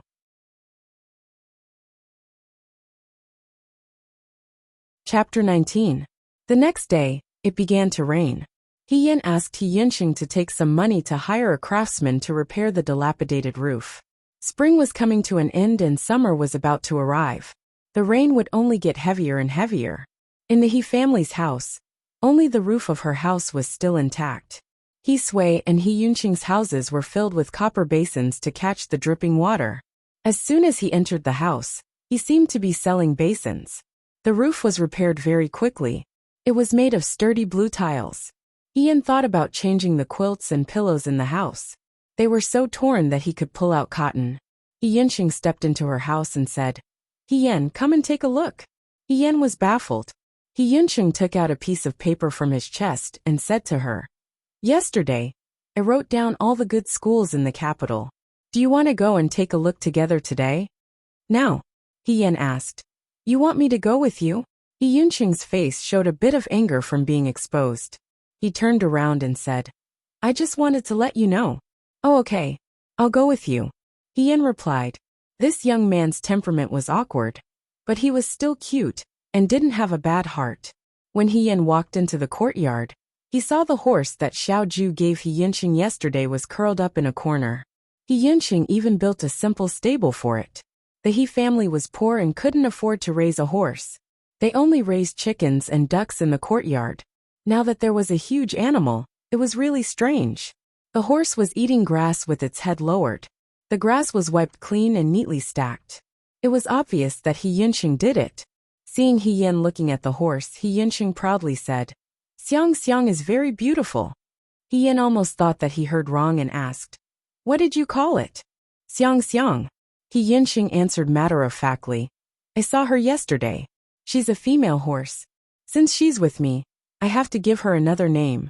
Xiang Xiang is a name that girls will definitely like." He Yin. As long as you're happy. He Yinxing should study more. But He Yinxing refused to listen. Xiao Ju was such a picky person. If he knew that He Yinxing had named the horse that he had given away so casually, it would be the greatest humiliation in his horse gifting career. He Yinxing did not notice him. Even though he tried his best to hide it, he could not stop feeling happy. He Yin did not feel like paying him any attention. The He family didn't have horses before, so naturally, they wouldn't have carriages. He Yin and He Yinxing walked on the street with umbrellas. He Sui went to the drill ground early in the morning. When He Yin woke up this morning, the bruise on the corner of his mouth last night had disappeared. It was almost invisible, so he did not wear a veil and went out directly. There were advantages to going out directly. Now that her identity was different, she had no scruples, so she could carefully observe the customs of the capital. He Yinxing wrote down a total of 4 schools on the paper. They were all carefully selected. He Yin also looked at them and found that they were all about martial arts. This was also good. He Yinxing did not seem to want to be a civil servant. Of course, since he was able to name the horse Xiang Xiang, he was indeed not cut out for that. The two of them walked and stopped buying and eating. In less than a day, they finished looking at all 4 schools. He Yinxing and He Yin discussed for a while and decided to find the closest school to their home. There were many martial arts teachers in this school, so the homework was arranged very well. He Yinxing could go to the drill ground to practice weapons on weekdays after school. The school fees were not expensive. It was 1 tael of silver a year. The money He Yin won was enough for him to go to school for several years. Although He Yinxing did not say it, he was obviously very happy. On the way back, he was even a little excited. He Yin passed by a tailor shop and thought of the day when he tore He Yinxing's clothes in Lutong village. He said, "I said before that I would make clothes for you. Since we are passing by, why don't we do it here?" He Yinxing's clothes were mostly the leftovers from He Sui. He had been sewing and mending for 3 years, so there were very few new clothes. He had never been to such a good tailor shop. When he heard this, he hesitated and said, "Forget it. I'll just wear whatever I want. If you go to the school, you will be laughed at if you don't dress well." He Yin pulled him into the shop. The tailor was an old man. He smiled kindly and asked, "Are you going to make clothes for this young lady or this young master?" "I'm going to make clothes for him." He Yin pointed at He Yinxing and said, "For spring and winter, make 2 sets of clothes for each season. It's best if they are long robes. They should be good-looking and suitable for a young man like him. As for the color, it shouldn't be too dark or too light. The pattern can be simple." The old tailor smiled and said, "Okay. You're not going to make clothes?" He Yinxing was shocked. He stood up and said, "I can't wear so much. It's too much." He Yin pushed him back into the chair. "Your older sister has more clothes than I can wear. How can you compare with me? You are so handsome. If you don't wear better clothes, won't it be a waste of your face?" He Yinxing's face turned red. "What nonsense are you talking about?" When the old tailor heard this, his smile became more affectionate. "Young master, your older sister really loves you." Doting on her, He Yinxing was in a daze. He didn't expect that one day, he would joke around with He Yin like other ordinary siblings. But she really helped him a lot. She was reluctant to spend money to make clothes for herself, but she made so many clothes for him. He Yin loved to dress up. He Yin didn't know that He Yinxing's heart was filled with mixed feelings. She was simply not used to wearing He Yan's clothes. He Yan's clothes were charming and delicate. The style was complicated and dragging. She would step on the hem of her skirt and fall down. If she wasn't careful, she would accidentally hook on the edge of her clothes. He Yin wore it in despair. Even when she was the young mistress of the Su family, her clothes were as elegant and simple as possible. Therefore, He Yan's clothes were not suitable for her. Not to mention wearing these clothes to practice martial arts. She thought that it would be better if she asked the tailor to make 2 sets of men's clothes. But she couldn't do it in front of He Yinxing. Otherwise, she would have to explain endlessly. She would take advantage of the day when He Yunqing wasn't around to do it secretly. The tailor was measuring He Yunqing's body. He Yin casually walked around to look at the fabrics. She wanted to see if she could choose 1 or 2 bolts of fabric for He Yunqing. At this time, someone suddenly called her name. He Yin. He Yin turned her head to look. The person who called her was a young master. He was dressed very luxuriously. His appearance could be considered delicate and pretty, but there were dark circles under his eyes. His gaze was unfocused, and he looked a little tired. There were a few servants following behind him. When they saw He Yin turn her head, their eyes lit up. They suddenly came forward to grab He Yan's hand. He Yin leaned to the side and avoided their claws. He Yan's eldest miss seemed to be quite famous in the capital. He Yin cursed in her heart. Why did she see acquaintances everywhere she went? First, it was Wang Jugui. Now there was this person. When the young master saw that He Yin avoided his hand, he paused for a moment. Then his face immediately showed a sad expression. He held his heart and said, "You are still angry with me?" What did he mean? He Yin was still puzzled. The young man who looked like a calf rushed out like a whirlwind and blocked in front of He Yin. "Fan Chung, you still dare to come?" Fan. He Yin suddenly realized that this was the legendary young master Fan, He Yan's heartbreaker. You're tuning in to the Li Mei's Wuxia Whispers YouTube channel. We're so grateful for your support. And don't forget to subscribe to join us on this incredible journey through captivating stories. Your generosity through donations truly makes a world of difference, as it's the primary source of revenue that allows me to expand and enhance this channel for you. Thank you from the bottom of my heart for being a part of this adventure.